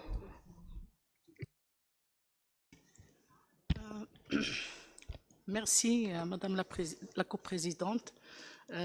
Comme le Maroc intervient pour la première fois, je tiens à mon tour à remercier le gouvernement de la Thaïlande pour le chaleureux accueil de cette réunion au sein de Bangkok. Je tiens à remercier aussi le secrétariat de l'Ozone pour la préparation et l'organisation de cette réunion. Ma question concerne les propulseurs des inhalateurs. Avec la décision de 36.6, comme je tiens à informer que le Maroc vient de... il y a une société qui fabrique les inhalateurs avec le 134A. Et les recherches et les investigations du bureau Ozone, c'était de savoir s'il y a des produits de substitution parce qu'ils utilisent le 134A. Pour le substituer, mais toutes mes questions ont reçu une seule réponse, qu'il n'y a pas de produit de substitution. Aujourd'hui, c'est une bonne nouvelle. Je remercie le TIA pour la présentation. Donc, j'apprends qu'il y a des produits de substitution. Il y a aussi des pays qui sont en cours d'investigation pour produire d'autres produits de substitution, notamment, si j'ai bien retenu hier, le R125 et aussi il y a le 1234ZE. Donc, moi, ma question, c'est est-ce que ces produits sont disponibles sur le marché? Aussi, le degré d'accessibilité des entreprises pour les aider à transiter vers ces produits à faible potentiel de réchauffement global. Est-ce qu'il y a quel est le degré d'accessibilité et aussi la technologie qui accompagne cette substitution? Toutes sont des questions que je pose pour pouvoir inciter la société qui fabrique les inhalateurs à aller vers la substitution de 134A. Merci beaucoup.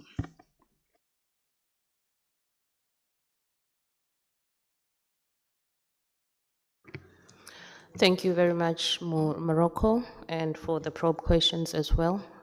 I give the floor now to Kenya. Thank you, Madam Co-Chair. Kenya takes note of the submission by the TIP and MC Talk and welcomes the progress made in the development of metered dose inhalers, MDIs, utilizing low GWP propellants. We further note that the pharmaceutical industry is introducing new low GWP MDI propellants with the objective of transitioning all MDIs to these alternatives by 2030. While this transition may contribute to the implementation of the Kigali Amendment while safeguarding public health, my delegation emphasizes that the successful uptake of these alternatives in developing countries will depend on their accessibility, affordability, and sustained availability. We therefore encourage continued efforts by industry, parties, and relevant stakeholders to ensure that low GWP MDI alternatives are made available at affordable prices, supported by adequate technology transfer and capacity building to mainly Article 5 parties, so that no patient is left behind during any transition. We thank you, Madam Co-Chair. Thank you very much, Kenya. I don't have any further requests for the floor at this moment. I also note, as said earlier, we had a question for the Secretariat. I now turn to the Secretariat to provide an answer, and then we can propose a way forward. Thank you, Madam Co-Chair. In response to the question to the Secretariat about the possibility of posting the submissions received by the EU and the US in response to decision 36/6, we would like to first confirm with the delegations of the EU and the US and seek their permission in order to post this. And once we do that, then we can post them right away. Thank you very much. Thank you, Secretariat. I see a request for the floor, and I give the floor to Turkey. Thank you, Madam Co-Chair. Turkey would like to thank TIP for their work on their transition to lower GWP propellants and alternative inhaler technologies. While the transition to lower GWP alternatives is important from an environmental perspective, Turkey believes that its potential impacts on availability of medicines, regulatory approval process, and price should be also carefully monitored. For Turkey, increase in the price of inhaler products and accessibility of these pharmaceutical are important consideration. In this regard, we support further research on the possible impact of transition to lower GWP metered dose inhalers on medicine price, security of supply, and patient access. Turkey would also like to emphasize the importance of accessing not only the technical feasibility and environmental benefits of an alternative inhaler technologies, but also their costs, market availability, and our affordability, taking into account the needs of ensure continued access to essential healthcare while supporting the objectives Kigali Amendment. I thank you. Thank you very much, Turkey. We have further requests for the floor. On my list, I have Cuba and the Russian Federation. I give the floor now to Cuba. Sí, muchas gracias por la palabra. Es importante recordar todos los países del artículo 5 que poseen estas instalaciones de MDI tan importantes para la población, como es el caso de nuestro país, el apoyo que debemos darle siempre y el apoyo del protocolo para poder lograr la reconversión de esta fábrica. Esta fábrica representa en nuestro país aproximadamente más del 30% del consumo de R134A, un HFC de un GWP que, bueno, todos conocemos, alrededor de 1.500 de GWP, y es importante recordar el apoyo que debemos tener para presentar estas alternativas lo más rápido posible y pedirle también al grupo del TIP, todos los que presenten este tema, toda la información necesaria para conocer toda la reconversión que puede existir al 152A, que vemos como una gran potencia, un refrigerante con un gran potencial para poder cambiar en esta fábrica, y todo el know-how, toda la alternativa que podamos contar para que nuestros países del artículo 5 salgan adelante en la reconversión de las plantas de MDI, que son de gran importancia para la humanidad. Muchas gracias. Thank you very much, Cuba. I give the floor now to the Russian Federation. Спасибо, госпожа председатель. Наша делегация хотела бы отметить, что использование в дозированных ингаляторов пропеллентов с низким потенциалом глобального потепления не должно быть самоцелью. На наш взгляд, нельзя ставить вопросы экологии впереди вопросов сохранения здоровья населения. В Российской Федерации медицински дозированные изгаляторы изготавливаются на 5 фармацевтических заводах, и изготавливаются они в соответствии с государственным заказом, поскольку охрана здоровья является государственной приоритетной задачей. Эксперты отмечали и ранее, и сейчас, что далеко не все пациенты, страдающие астмой, могут использовать какие-то другие вещества в качестве пропеллентов медицинских дозированных ингаляторов. И этот аспект должен учитываться в первую очередь при рассмотрении вопросов использования новых веществ. Поэтому мы считаем, что абсолютно необходимо сторонам обеспечить, чтобы использование ГФУ 134А было и после 30 года, чтобы доступ был к этому веществу, поскольку невозможно сделать так, чтобы в результате перехода на вещества с низким потенциалом все пациенты были удовлетворены использованием лекарств на основе новых веществ. Поэтому, на наш взгляд,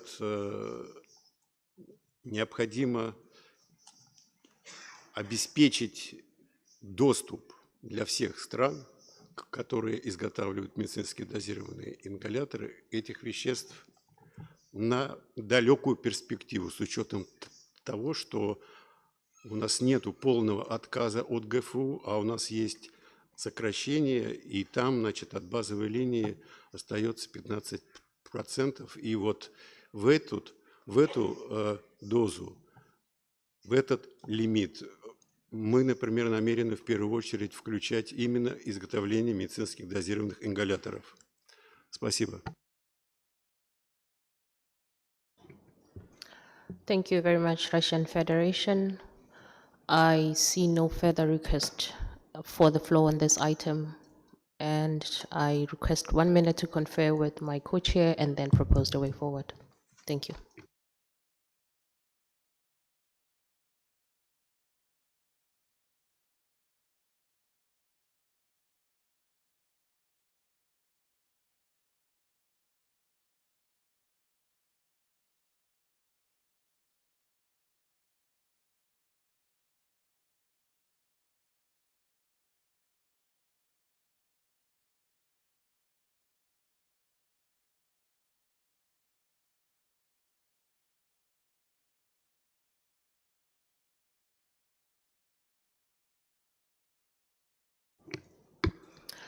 Thank you so much for your patience. We note the discussions from the different parties, and there were specific questions asked by Morocco, which we propose that Morocco discuss with the TEEP for some answers to the questions. Noting the discussions, we propose that this agenda item be closed, and we'll have further information in the quadrennial report that's upcoming.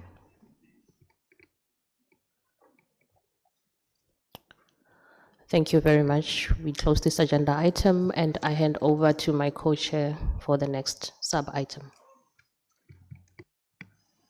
Thank you very much, Igobi. We now come to agenda item 4C, which relates to the options for the organisation of the panel and its Technical Options Committee. Delegates will recall that at OEWG47, an informal group of interested parties met with the co-chairs of the TEEP and of its talks in the margins of the meeting to discuss options for its organisation and for that of the talks, as presented by TEEP in Chapter 8 of its 2025 progress report. At MOP 37, the informal group concluded that it was not the right time to restructure the panel and its talks and agreed to take up the issue again this year. In Chapter 8 of its 2026 progress report, the TEEP presents further analysis and highlights and preferred options for its reorganisation.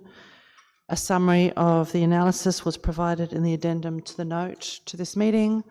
The TEEP has also presented on this agenda item, and we've also had a quite extensive question and answer session on this issue this morning. The relevant references for the documents are on the screen. The floor is now open for discussion on this sub-item, and we would particularly appreciate if parties had any indications of how they would like to take this issue forward at this meeting. Thank you. The floor is open.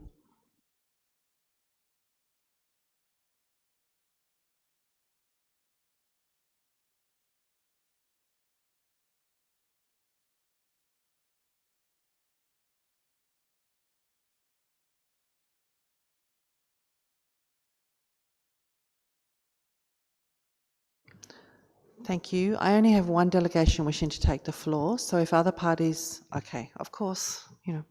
Now I have three, 4 parties wishing to take the floor. In order, they are the United States, Australia, the United Kingdom, and the European Union. I turn the floor first to the United States.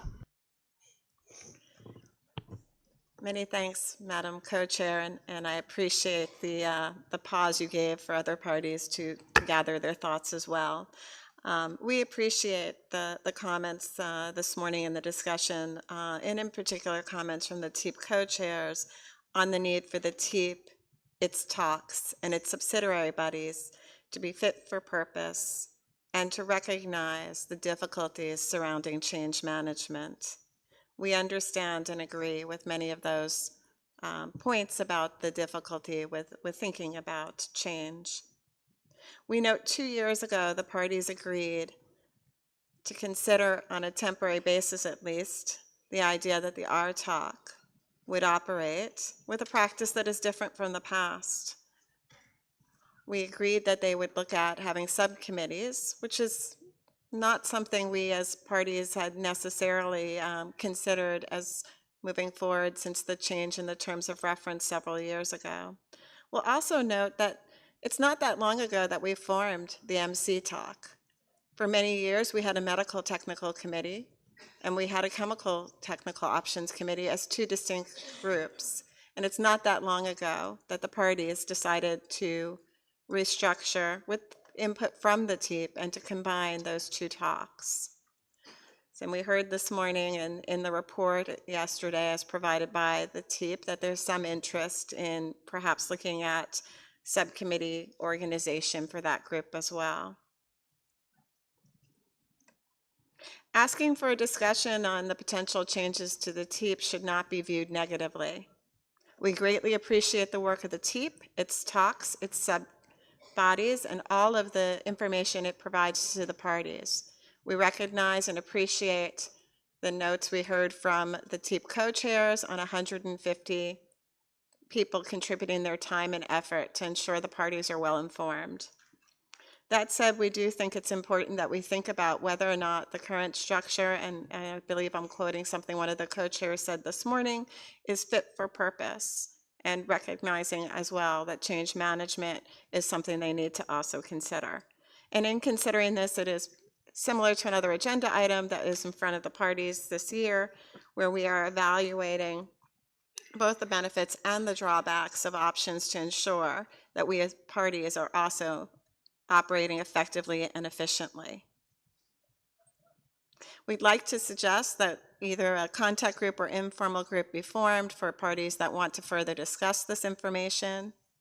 we appreciate the co-chair asked us for a path forward. Our suggestion would be to have a group formed to allow the TEEP co-chairs to participate in that group so that we can ask further questions and perhaps evaluate options on a path forward.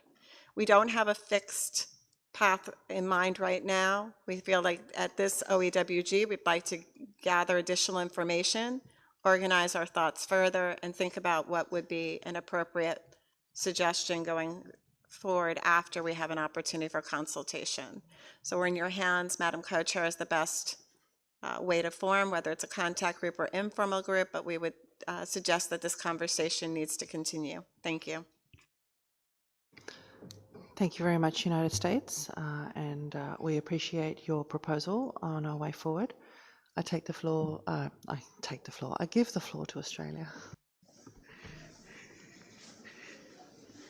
Thank you, Madam Co-Chair. I guess old habits die hard, right?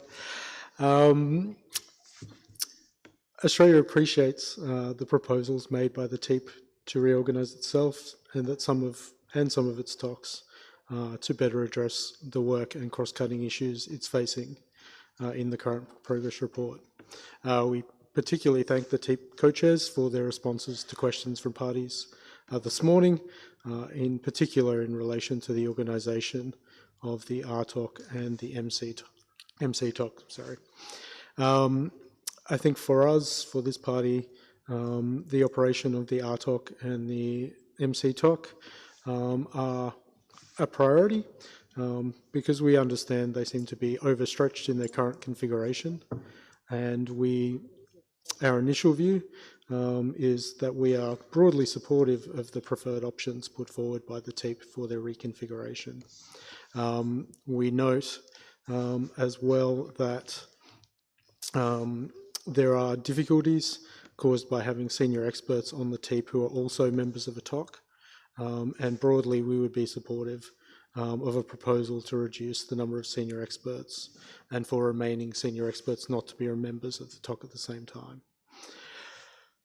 We also note sustainability issues raised by the TEEP in its report and appreciate the difficulties outlined in Chapter 8 related to recruitment, training and retention of qualified experts on a volunteer basis. We note there are no quick fixes to these difficulties, and in particular the difficulties that non-A5 experts are facing in obtaining funding to travel. While online meetings offer savings, they do not promote mutual respect and trust, which comes from personal interactions. We note the suggestion by the distinguished delegate from the US that perhaps an informal group is formed to discuss these issues further, and we would be very happy to participate in that before kind of forming a final view and making a decision on this. Thank you. Thank you very much, Australia. I give the floor now to the United Kingdom. Thank you, Co-Chair. The UK first and foremost would like to thank the TEEP for its ongoing and excellent work in supporting parties, including through today's Q&A session. We recognise that the panel continues to operate under increasing pressures as it supports parties on an increasingly broad and complex range of issues. Co-Chair, discussions on TEEP reorganisation have been ongoing since MOP 32 and have now progressed through multiple open-ended working groups and MOPs without a clear consensus. We therefore see this year's session as an important opportunity to begin to find a practical way forward on this. Specifically on RTOC, the UK supports maintaining a single overarching TOC supported by a subcommittee structure. This reflects the technical reality of the sector, where technologies and expertise significantly overlap. It also aligns with the TEEP's own experience, which is in effect trialling this subcommittee structure, that it is functioning effectively and avoids duplication. We therefore do not support splitting RTOC into two separate TOCs. On MC-TOC, we do consider that there is a strong case for exploring separating the current TOC into two separate TOCs. We believe that the existing remit spans two increasingly different work streams. The medical and aerosols transition is growing in scale and complexity across A5 and non-A5 parties, as has been alluded to by some delegations under Agenda Item 4B, and it will require sustained, dedicated attention and expertise over the coming decade. At the same time, the chemicals workstream is an important program of work in its own right, covering feedstocks, HFC 23, VSLS, and other emerging issues. Separating these functions would help ensure appropriate focus and delivery, with the view that any overlaps can be managed between talks and via the TEEP. In our view, the question for parties is not whether there are some interactions between the medical and aerosols work and the chemicals work. It's whether that interaction is sufficient to justify a single talk structure, and if the current structure remains the effective way of organizing the work going forward. Finally, Co-Chair, and as previous speakers have indicated, we would stress that the structural discussions should be considered alongside the long-term viability of the TEEP. The panel itself has highlighted increasing workload, challenges in securing funding for experts, the attrition of expertise, and the recruitment and onboarding of new expertise as persistent challenges. We therefore see value in moving discussions towards how we sustain a diverse and balanced expert base, ensuring appropriate support for participation and considering how best to build a future pipeline of experts, as well as other matters. Noting that the significant contribution made by all experts on the TEEP and that they provide their time on a voluntary basis, we believe this is essential both for the effective functioning of the panel and the protocol. We are also open to exploring where and how best we can have substantive discussions on the long-term viability of TEEP under our meeting agenda. As previous speakers have also indicated, we would welcome an informal group on this matter so parties can explore how best to move forward with these two matters. Thank you. Thank you very much, United Kingdom. I turn the floor now to the European Union. You have the floor. Thank you, Madam Co-Chair. We welcome the work done by TIAP in the progress report on what they see as options to improve the functioning of the panel and its technical option committees. Since we started the discussion on the organization of TIAP and the talks between parties, a number of years have passed. We note that last year's report, in reply to decision 3520, included already a number of options on how the panel and its talks could organize their work. And it included an implicit request by TIAP to allow them to continue to work on the numerous reports they have to provide for us this year. We also note that this year's report is a bit different. It focuses on preferred options per talk. And we're certain that this benefited from the ongoing experience in finalizing that numerous work they've been doing for the parties, cognizant of their large amount of work that they had to undertake for this. The EU in general appreciates as such the work done by TIAP to present the options for the organization of work. While the EU is in general supportive of the way TIAP and its talks are presently functioning, the EU is also willing to further engage with other parties on discussing how to further optimize the work. This could be done in an informal or formal setting at this meeting or later in the year at the MOP, while allowing parties still to consult on the site here. Of course, whenever such a group is formed, we would like to ask the presence of the TIAP co-chairs. Thank you. Thank you very much, European Union, for those observations. I now have two more countries on the list, Norway and Senegal. If there are any other countries that wish to take the floor on this issue, please make your intentions known so we can conclude this discussion and propose a way forward. Norway, you have the floor. Thank you, Madam Co-Chair. We appreciate the information provided by the TIP this morning in response to the questions posed by several parties. We found the discussion was very helpful. We also would like to appreciate their work on this matter, leading to their preferred ways to organize and carry their work. And as we consider important to have due consideration of the challenges that the TIP has highlighted, we would like to express our interest in participating in further discussion in an informal group, should it be agreed to proceed this way. Thank you, Madam Co-Chair. Thank you very much, Norway. And finally on my list, I have Senegal. You have the floor.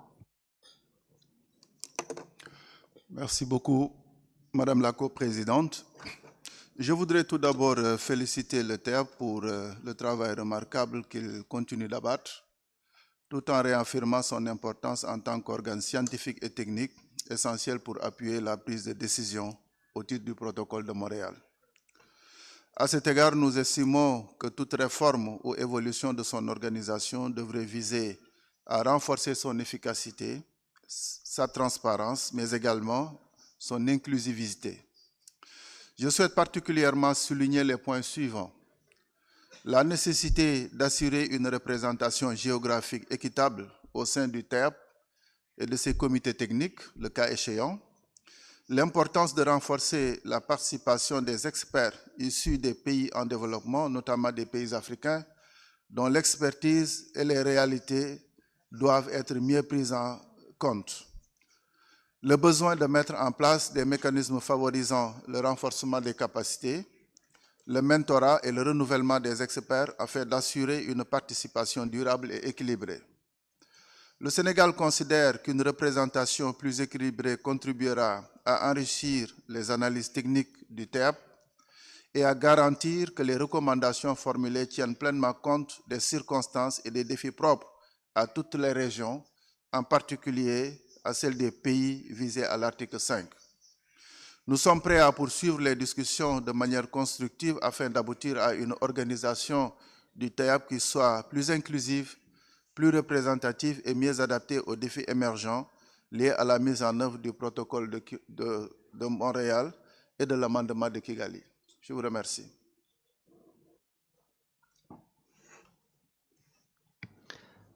Thank you very much, Senegal, and thank you very much to all the parties that took the floor to give their views and to propose some suggestions for a way forward. It is quite clear that there is a willingness and a need to set up further consultations between parties and the TEEP and the co-chairs of the talks. So we propose to establish an informal group. We just need to set up some conveners for that group, but when we do, we will find a time and a room for that group to meet during the course of this meeting. Thank you very much. I will now turn the floor over to Igobi, who can take up agenda item 4D. Thank you. Thank you very much, Annie. We are now moving on to a consideration of agenda item 4D on changes in the membership of the panel. Table 3 of the addendum to the note by the Secretariat lists 9 TEEP members whose term expire at the end of 2026 and whose reappointment requires a decision by MOB 38. There are also members of the talks whose terms expire at the end of the year, but that their reappointment does not require a MOB decision. Those are listed in Annex 3 to the same document. The nominations to talks can be made at any time to the TEEP and the talk co-chairs, so we are not taking those up at the OEWG or the MOB.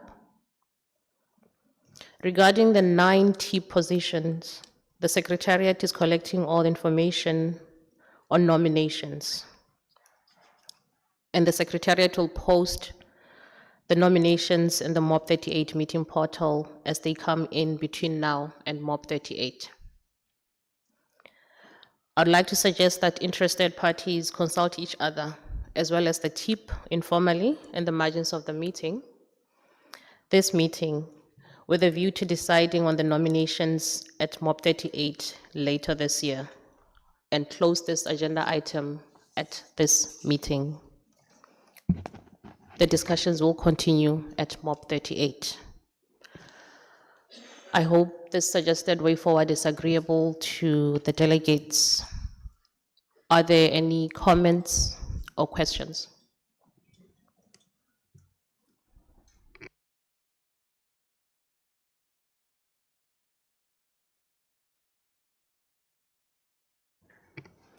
I don't see a request for the floor, so I believe this is an agreeable way forward. Thank you very much. We are now moving on to the next matter on the sub-item. Oh, sorry. There is a request for the floor. I give the floor now to Saudi Arabia.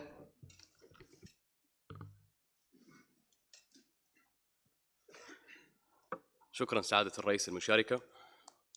تتقدم المملكة العربية السعودية بالشكر إلى فريق التكنولوجيا والاقتصاد ورؤساء لجانه الفنية على المعلومات المقدمة تنفيذا للمقرر 35/20، وتؤيد المملكة الجهود الرامية إلى تعزيز كفاءة وفعالية الفريق، إلى أنها تؤكد إلى أن أي تغييرات تنظيمية مستقبلية يجب أن تحافظ على الخبرات الفنية للفريق والتوازن الجغرافي والتمثيل الفاعل لأطراف المادة الخامسة، بما في ذلك الخبرات المرتبطة بظروف درجات الحرارة المحيطة المرتفعة.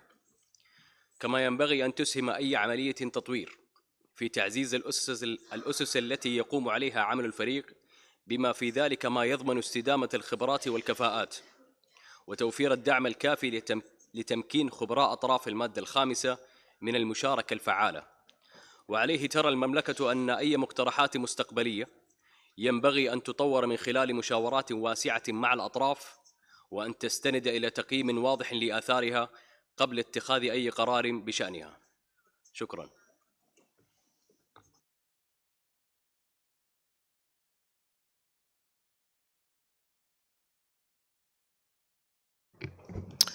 Thank you very much, Saudi Arabia, and we appreciate the comments.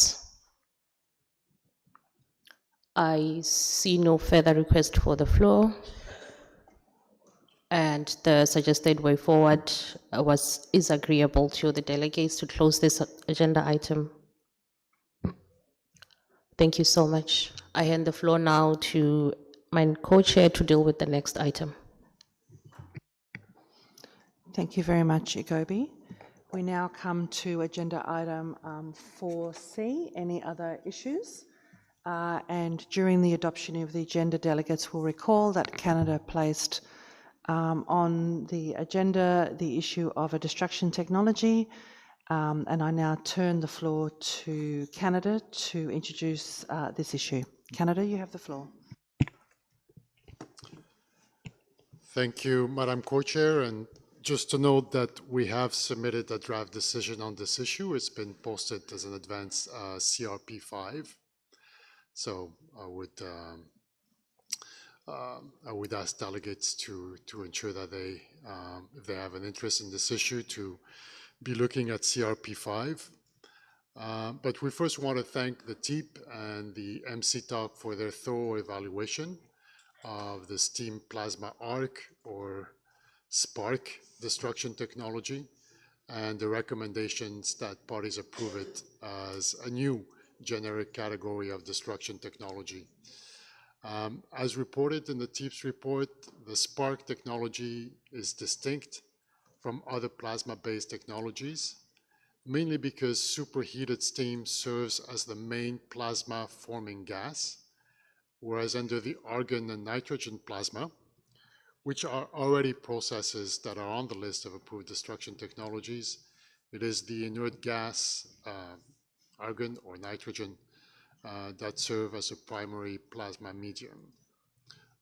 And I say this because there were some questions at the beginning of whether steam plasma already fitted under one of the categories, but I think the TEEP concluded that it is indeed a new category of technology. We also note that based on information on the MC-TALK's evaluation of submitted performance data for SPARC, the destruction and removal efficiency, DRE, achieved for CFC11, CFC12, HCFC22, and HFC134A are greater than the 99.9% technical performance criteria by at least an order of magnitude, and that the technology results in emissions of dioxins and furans, acid gases, particulate matter, and carbon monoxide that are far below the recommended advisory threshold of the TEEP. We recall that yesterday when the TEEP was presenting its report, the United States asked a couple of questions to the TEEP about this technology. One was whether there was experience with respect to the use of the technology. As far as we're aware, so far there's only been some minor use. SPARC has not yet been fully commercially deployed. However, the company concerned is exploring some commercial opportunities at the moment. And there was also questions about the substances, whether there would be a time when perhaps other substances could be could also be destroyed by this technology. So at this point, the tests were only made for CFCs, HCFCs, and HFCs. But I would say it's quite possible that in the future there will be tests for other substances to be destroyed through the spark technology, and in that case, it's possible that additional information would be submitted to the TEEP. But at this point, we would suggest approving it only for these 3 substances. I'd also like to add that it's worth noting that the physical footprint of spark is very small. It's about 15 to 25 meters square, relative to more traditional technologies, which can be typically more than 1,000 meters squared. And in the smallest configurations, spark technology can be containerized, so put in a container. Additionally, its operation is all electric and does not require direct fossil fuel inputs. So the addition of spark to the approved list of destruction technology will provide parties with another useful options, potentially, for the disposal of end-of-life controlled substances in accordance with the Montreal Protocol. Therefore, Canada has prepared a simple administrative type of decision to add spark to the list of approved destruction technologies.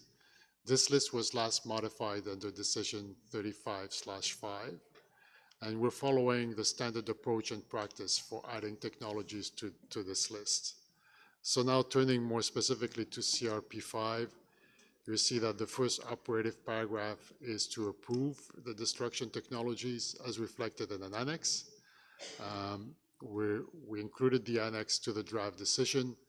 If the decision was adopted at the MOP, then the annex would be an annex to the report of the 38th meeting of the parties to the Montreal Protocol. We'll also note that, as mentioned, the paragraph 1 notes at the end that the approval would be for concentrated sources of Annex A Group 1, Annex C Group 1, and Annex F Group 1 substances. So again, CFCs, HCFCs, and HFCs, and that the name of the technology should be steam plasma arc. And then paragraph 2 of the CRP simply invites parties to continue to submit to the Ozone Secretariat information relevant to the review of destruction technologies, which is a standard paragraph that we've had in previous decisions of this nature. Just turning quickly to the annex, so the table that we have, we thought it not absolutely essential to include this table, but we thought it would be useful for parties to have sort of a recent decision that has all the approved destruction technologies. And we essentially took this from the TEEP 2026 progress report. And following their guidance on this table, the steam plasma arc technology is the 10th listed on the table, and we highlighted it to make it easier for delegates to identify it. If the decision is approved, then the highlights would be deleted. So we propose this decision for the consideration of the parties, and we're happy to respond to the best of our ability to any questions that parties may have with respect to the CRP.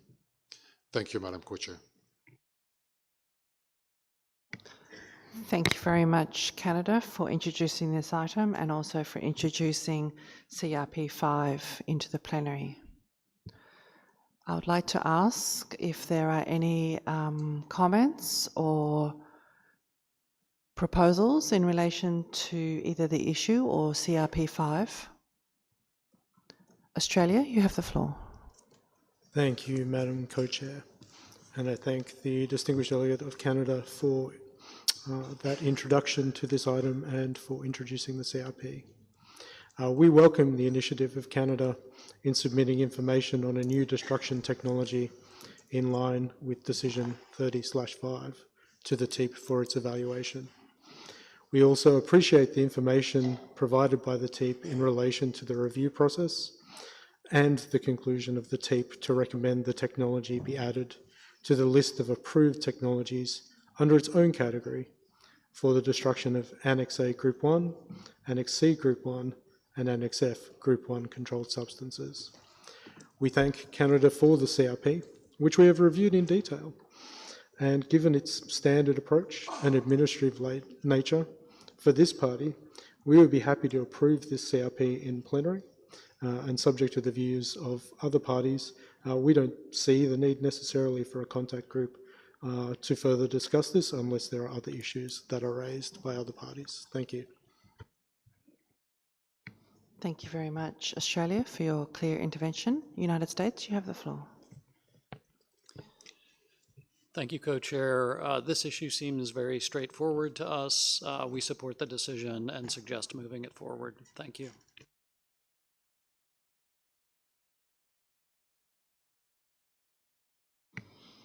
Thank you, United States. You are even briefer than Australia. Are there any other delegations wishing to take the floor?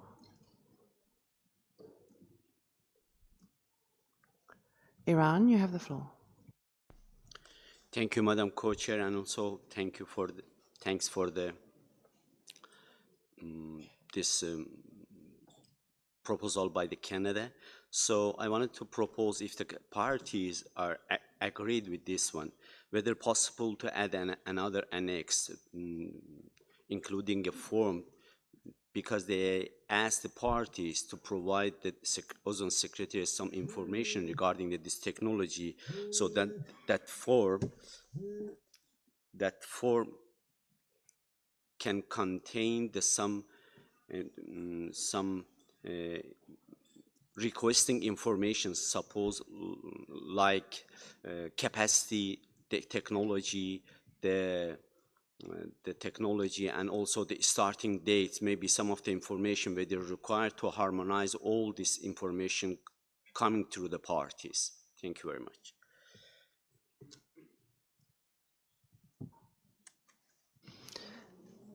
Thank you very much, Iran. I might come back to you on the question in a minute once I've digested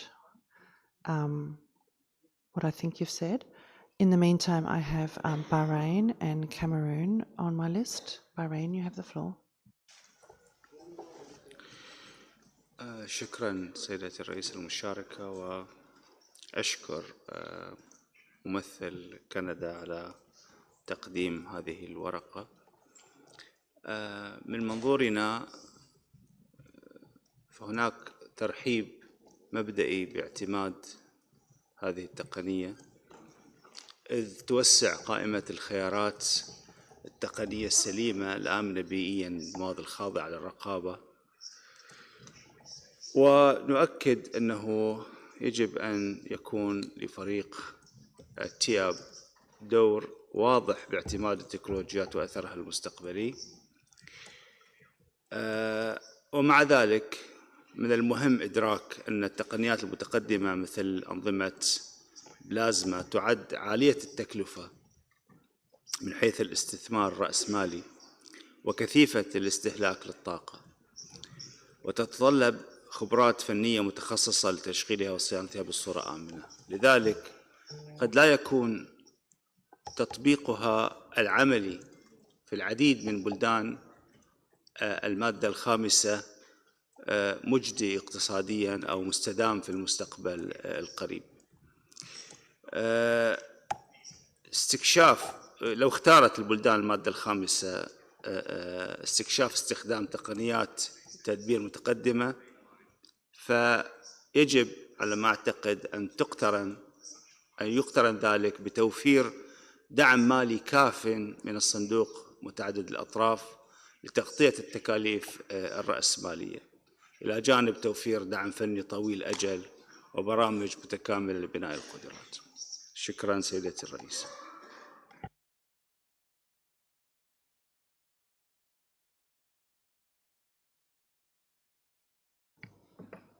Thank you very much, Bahrain, for those observations. Cameroon, you have the floor.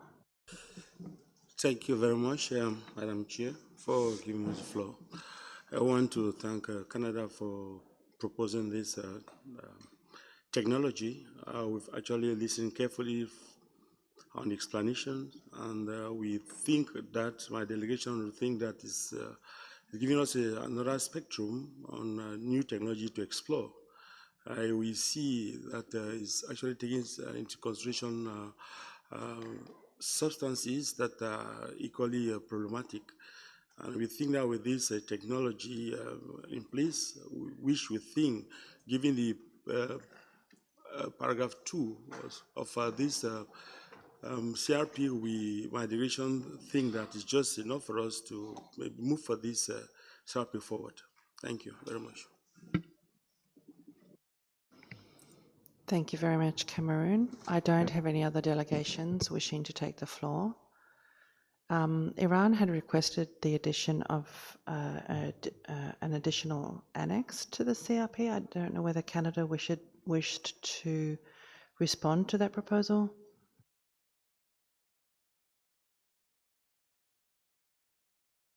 Thank you, Madam Co-Chair, and thanks to Iran for its suggestions and also other delegates that have taken the floor on this issue.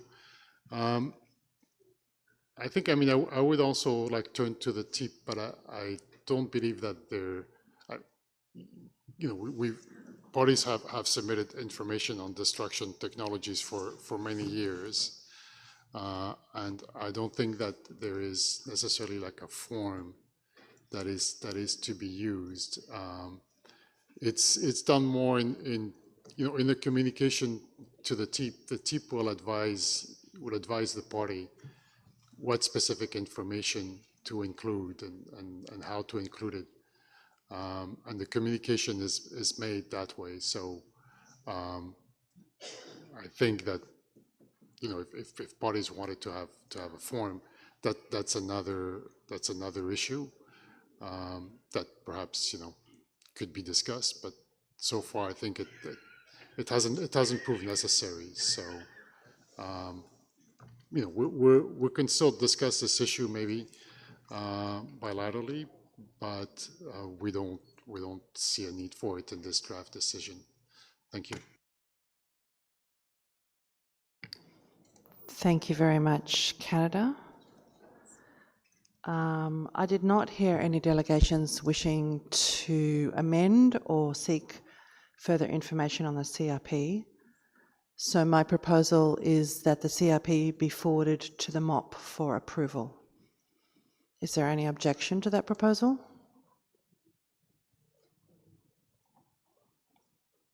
I don't see any delegations wishing to take the floor. So we approve that way forward, that the CRP5 will be forwarded to the MOP for approval. Thank you very much for your time and flexibility on that particular issue. One moment while I consult on the way forward on the next agenda items.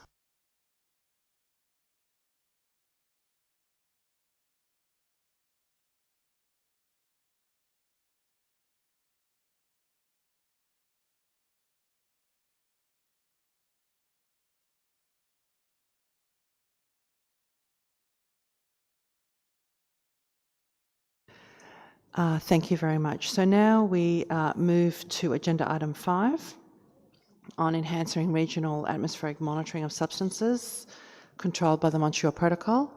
We only have half an hour and before lunch, and my understanding is that should be sufficient time for the presentation by the Secretariat. And by the advisory committee represented by one of its members. So we will turn to this agenda item now. In decision 37.1 taken last year, parties requested the Ozone Secretariat to report to OEWG48 this meeting on progress in and any outcomes on the evaluation of the suitability of potential sites situated within regions and locations identified by the Advisory Committee of the Vienna Convention General Trust Fund for monitoring of controlled substances and preparations for possible next steps towards establishing monitoring activities at potential sites. Information on progress in implementing this decision can be found in Secretariat's note for this meeting, and the addendum and the exact references are provided on the screen. I'd now give the floor to the Secretariat and to Professor Ravi Shankara from the Advisory Committee to report on progress and implementation of Decision 37/1. You have the floor.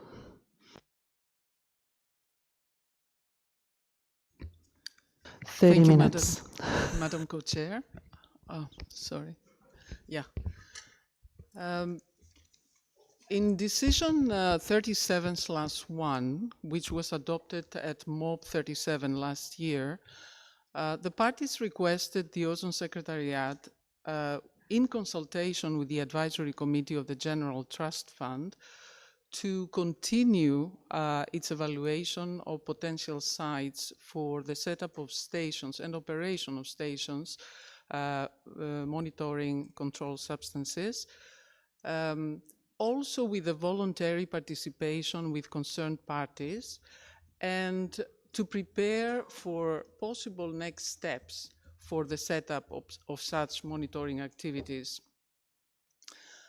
In the same decision, the Executive Committee of the Multilateral Fund was asked to take into account all the information that was provided by the Advisory Committee at its last meeting, including the phased approach for monitoring controlled substances, and also the updated cost estimates which were provided by the Secretariat when they developed their guidelines for the establishment of a funding window to support pilot projects under the MLF. So the Secretariat was also requested to report on progress of this work to this meeting. So the progress we can report to you now concerns three main areas. One is the development of an online tool for estimating the costs for establishing and operating a monitoring station. The second one is progress on continuation of the evaluation of the suitability of possible sites. And the third is progress made in the work of the Executive Committee of the Multilateral Fund pertaining to the establishment of a funding window to support pilot projects under that fund. So let me elaborate very briefly on each of these areas. First, on the online costing tool, you will recall that at the last MOB, we presented updated cost estimates for the setup and operation of a monitoring station, but following a phased approach, which was suggested by the Advisory Committee. And then we promised to actually develop an online tool which could be used by all the parties interactively in order to estimate the costs that they would incur in case they wanted to establish potential sites in their territories, taking into account also their national circumstances. So work is still in progress, but we have a first version of the tool, which is available on the link, which you can see on this slide. This presentation is also posted in the portal of this meeting. And we would like to invite all parties to have a look at this tool and test it and provide to the Secretariat any comments or suggestions they may have. Preferably via email by the 31st of August this year, so that we can take all these comments and suggestions into account with a view to finalizing this tool and launch it at MOB 38 later this year. Now, before I go into provide information on the progress made on the continuation of evaluation of monitoring sites, let's have a look at this map at the 10 possible locations which were identified by the advisory committee of the General Trust Fund in undersampled regions. All of these 10 locations, I'm not sure it's clear enough on the graph, but all the 10 locations are mentioned here. But the 5 prioritized ones are the ones which are in squares. And then starting from left to right, the advisory committee suggested the possible locations that they were suggested were in Brazil or Argentina, South Africa or Botswana, Saudi Arabia, India or Bangladesh, and Vietnam. The other regions, the other potential locations situated in Algeria, Mexico, Ecuador, the Russian Federation, and Nigeria have not yet been prioritized. So coming back to the progress made in continuing the evaluating the site suitability in identified regions, the Secretariat, a representative of the Secretariat visited actually at the end of last year the WMO headquarters in Geneva and worked closely with our WMO colleagues to identify possible available infrastructure on the 5 prioritized regions, or close to the location, the 5 prioritized locations identified by the committee. Now, the outcomes of this study were presented to the advisory committee at its 28th meeting, which was held online on 9th of March this year. And the committee, by considering this issue, it agreed that the next phase of this work would be to explore the interest of the parties in which these possible locations were situated in setting up monitoring stations in their territories. So one of the co-chairs of the advisory committee, Professor Ravi Shankara, to be more specific, held informal consultations with representatives and scientists in 5 countries in the 5 priority regions, that is Brazil, India, Saudi Arabia, South Africa, and Vietnam, to clarify technical and scientific issues and also basically to have a better understanding of the national circumstances of these countries.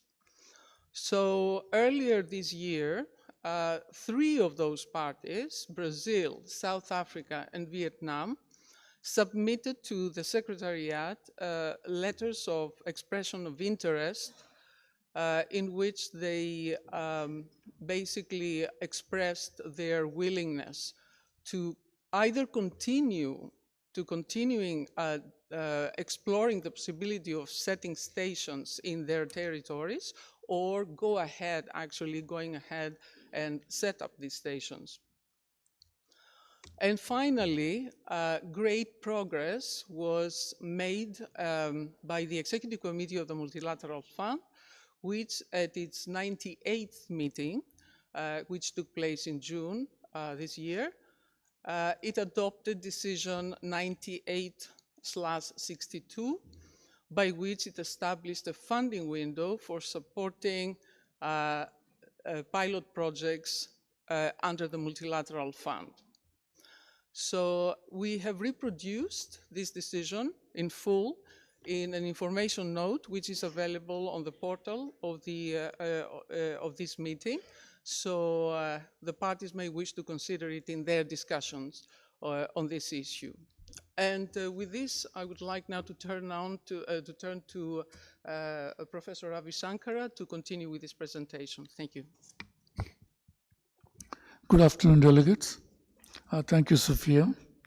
I just want to first note that some of the members of the advisory committee are here, specifically Professor Lucy Carpenter, Dr. Steve Monska, Dr. Ken Jacks, Dr. Paulo Lage, and Dr. Iko San Martini from WMO is also an observer. you've seen this picture before. What it shows you is the current observation capabilities. And the key point I just would like to make is if you, as the parties to the Montreal Protocol, want to know that indeed you're accomplishing what you wanted to in what I would call an accountability phase of the Montreal Protocol, you would like to know where the emissions and how much is coming from where. So this is the goal, is to fill the gaps in monitoring and enabling the parties to be aware of the regional and global emissions for those considerations. Specifically, this is focused on regional monitoring, and there are, of course, already global monitoring stations. And eventually, of course, if you want to add up the regions, and you should get the global number. You know that. Okay, thank you. This is a picture you've seen before. Actually, I'm going to show you a few pictures you've seen before, so I'm going to breeze through these. This essentially looks at the wind fields of which way the wind blows, and based on that, and also knowing where the emissions are expected to be, we kind of picked 10 locations for further monitoring. And you can, if you're asking me where the what emissions they're showing, this one is for HCFC, but you could do it for other things using the website URL we show in that plot for any particular compound of interest to Montreal Protocol. Just so that we are on the same page, the white dots are the points where you'd like to monitor. Surrounding those white dots is a circle of 500 kilometers or 1,000 kilometers. That roughly is the region from which the emissions could be monitored, and it's based on wind fields at 50 meters above ground level, and the plot shows the likely regions with the large future emissions. And many of the sites, the chosen, have already been examined in terms of something called observation system simulation experiments. That is, to do ahead of time what you would expect to see and from where in this. Next slide, please. I just want you to look at the two scenarios. One is what we have on the left and what we would like to have on the right. As you can see, if you were to include these 10 sites, 10 locations, a very large part of the globe would be monitored, and very large part of the emitting regions would be captured. So this extension of location provides better global coverage, and AUSIs have been carried out. Those light yellow things tells you roughly where the air would be coming from, or at least where the stations are sensitive to the air that is coming from. And also I'd like to note, in addition to the efforts we're talking about, some other entities such as NGOs are trying to enhance this monitoring.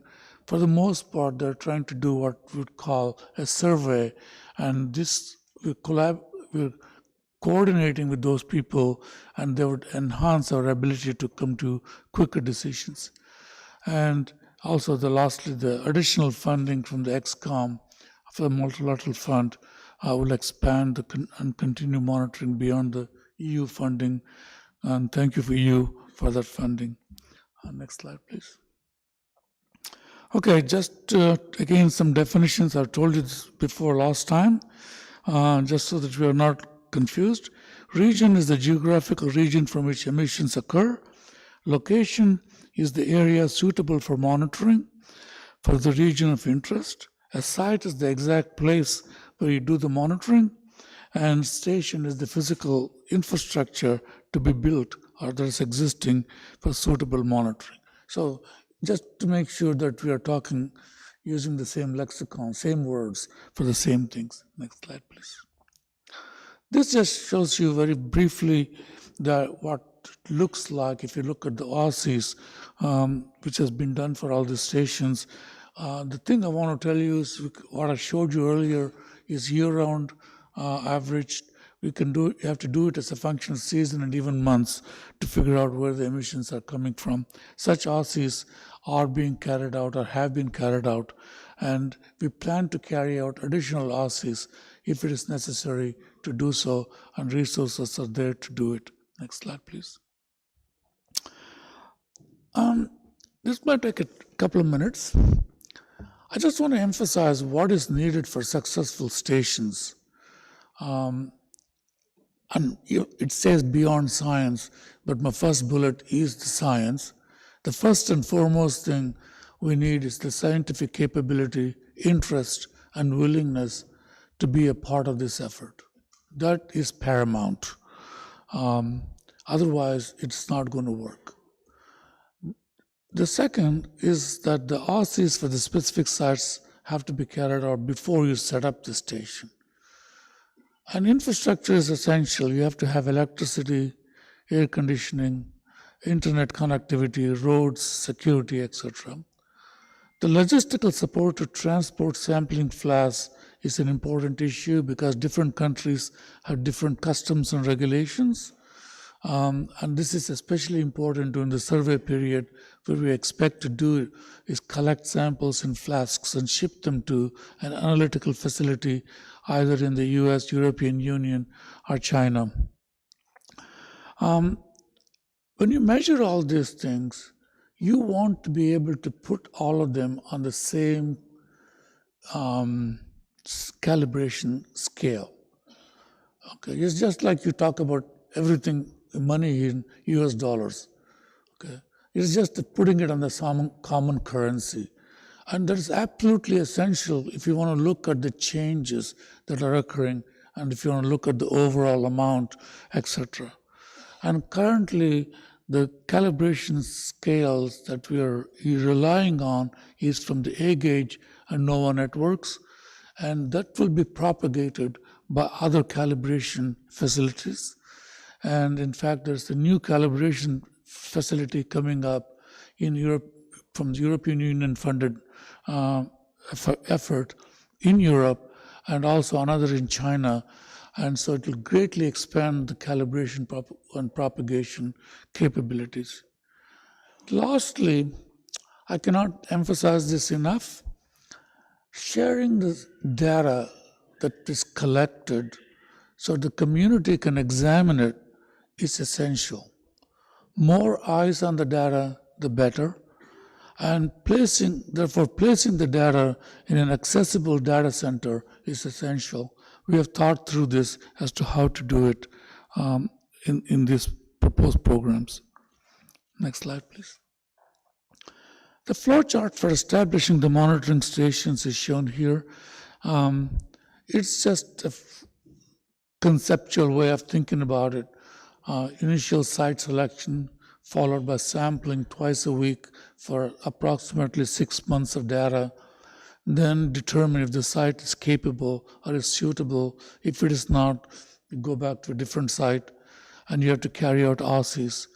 And if the sites are good and that's going to work, we might install a high frequency station or increase the frequency of flash sampling. So it kind of breaks down into a few different categories. First is the information or service studies, where we look at these things. The site selection has been done, as we showed you, and in addition, this Georgetown University, funded by an NGO, is carrying out some survey sampling from 7 sites that would further give us information as to the suitability of sites. Enhanced analytical capabilities and calibration facilities are on the way. I just mentioned some of those things. So the point of this is we now have the capability to do what is being proposed and what would occur over the next 5 years. And this approach is in principle consistent with the MLF approach that the executive committee of the MLF dealt with. So once a station and associate personnel is tested and suitable, we can consider establishing a high-frequency station, we have to have certain flexibility in the timelines. And again, the data sharing is essential. Next slide, please. I want to end with this slide. The expanded advisory committee now has, originally it had 10, now we have additional 6 people, and it has observers from WMO, there's Paolo Lage, as I mentioned, and also from MLF, that is Dr. Rico San Martini. And the way this work is going to be done is that we're going to have, you might call subcommittees. One focused on ozone and UV that has been going on for well over a decade, and the other one focused on the Montreal Protocol gases. So it's divided between these 2 groups, and the agreement is that the committee as a whole endorses the committee's work. The committee has also been providing relevant advice to the MLF Secretariat, and that's why it's very consistent what the approaches MLF has presented and what we have presented for the EU funding. I just want to bring up a couple of points for consideration. The consistency in processes between the General Trust Fund and MLF and the associated implementing agencies is essential for rapid decision-making and implementation. This is something you might want to codify as a part of the multilateral Montreal Protocol decisions. Then also there's a question of possible reconciliation. Well, let me just say it in simple words. We think of this activity as an operational entity that's just monitoring. But unfortunately, in reality, it is not that straightforward. It actually has enormous elements of what you would call research efforts, because you have to make changes, and this changes and adjustments, and you have to constantly be vigilant, check things, and all those things, which brings in this kind of approach of a research enterprise. So we need to be kind of cognizant of this term. Even though we're calling it monitoring, it is not a completely operational entity. It is actually has certain facets that are more like research, and we know how to do it. And I think we can get that done successfully. Next slide, please. And with that, I end and thank you for your attention.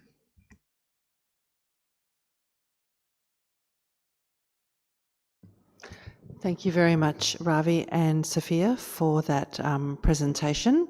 There was some new information, which I think was quite helpful and interesting for the parties. Let me just turn back to where I am up to. One moment.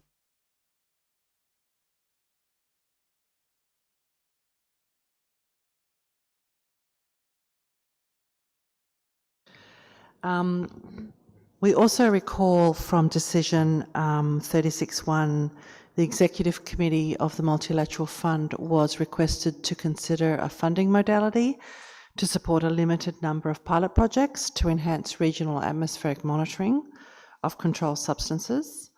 And further progress was made at the last meeting of the ExCom 2 weeks ago. And an information note has been issued by the Secretariat, Information Note 5, containing decision 98/62, which was taken by the ExCom on pilot projects to enhance regional atmospheric monitoring of controlled substances. So that is for your information as well.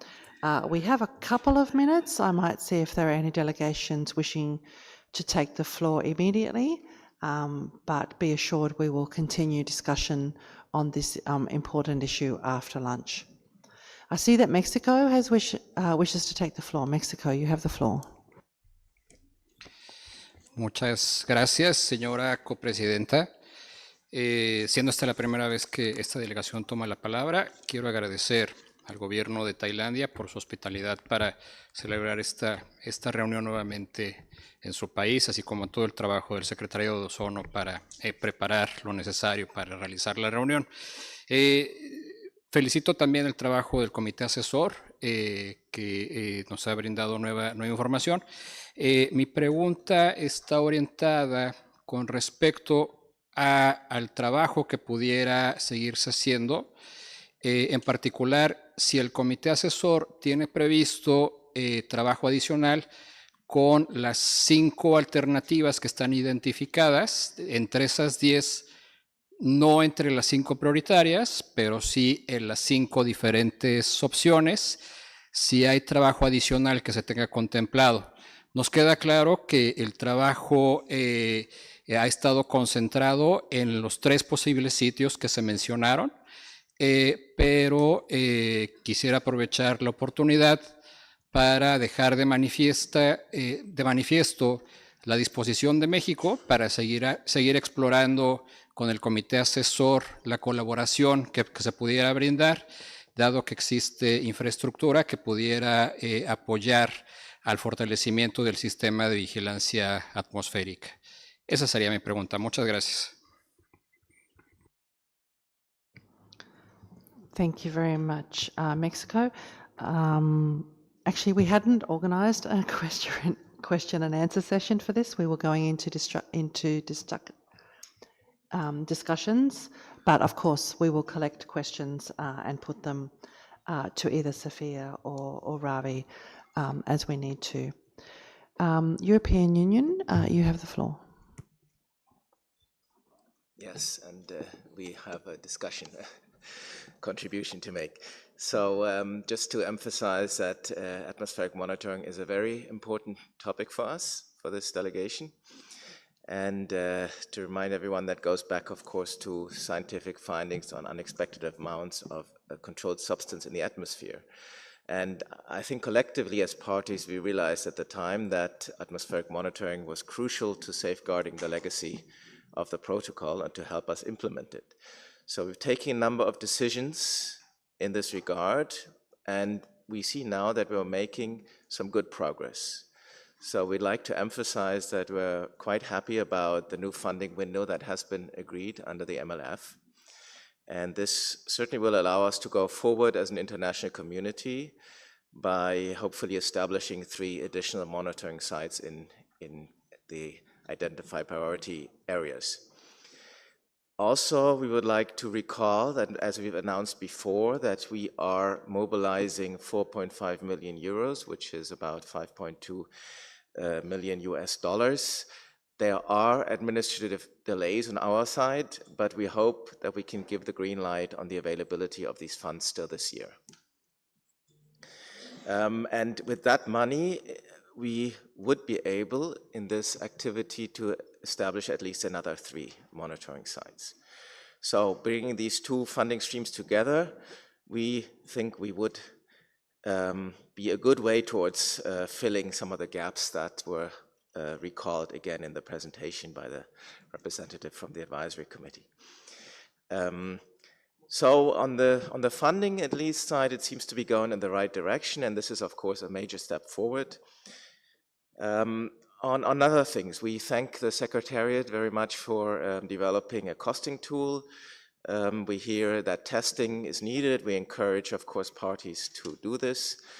This, of course, helps the users, potential applicants to make the estimations on the cost side to put forward project proposals for atmospheric monitoring sites.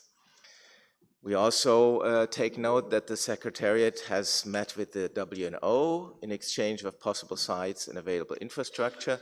We see this exchange with the meteorological community very important, and also to note that WMO has been identified as an implementing agency under the MLF funding window. We note that the next step is exploring the interest of interested parties in prioritized regions, and there we encourage, of course, developing countries to show their interest in establishing monitoring sites.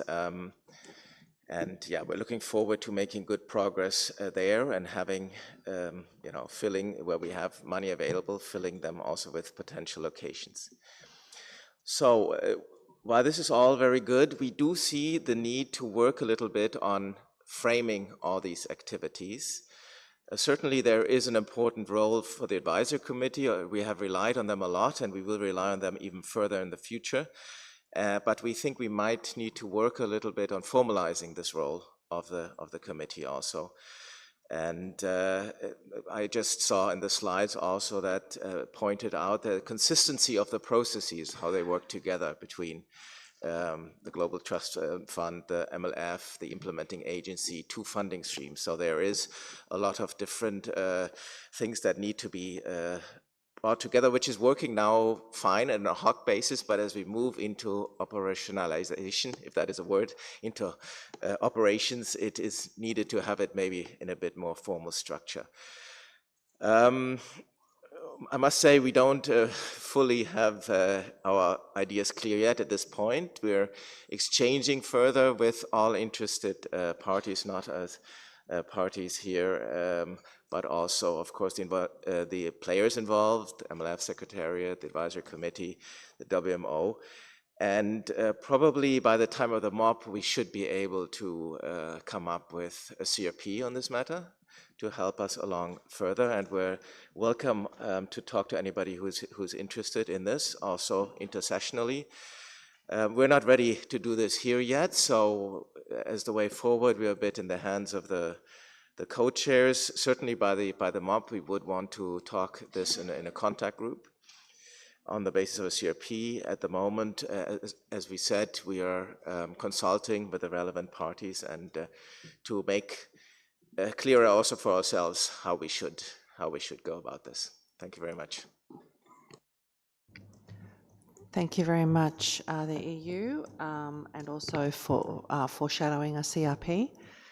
We will need to break for lunch now, but I do have 4 delegations on my list so far: Bangladesh, Saudi Arabia, India, Brazil, and then another 2, Iran and Kenya. So we'll take those interventions after lunch, and I have not forgotten the question from Mexico, and we will come back to that. So we finish our work in plenary this morning. There will be the informal group on TEEP organisation options. We'll be meeting at lunchtime. The proposed co-chairs are Heidi Stockhaus from Germany and Camilla Knoll from Vanuatu, and a room will be made available.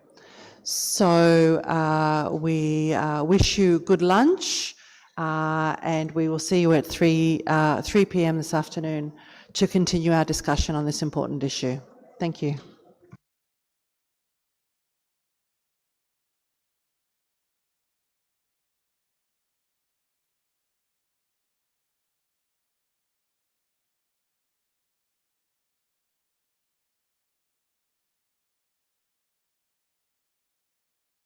That to CR2 for the consultations on the TEEP reorganisation. CR2, not meeting room E.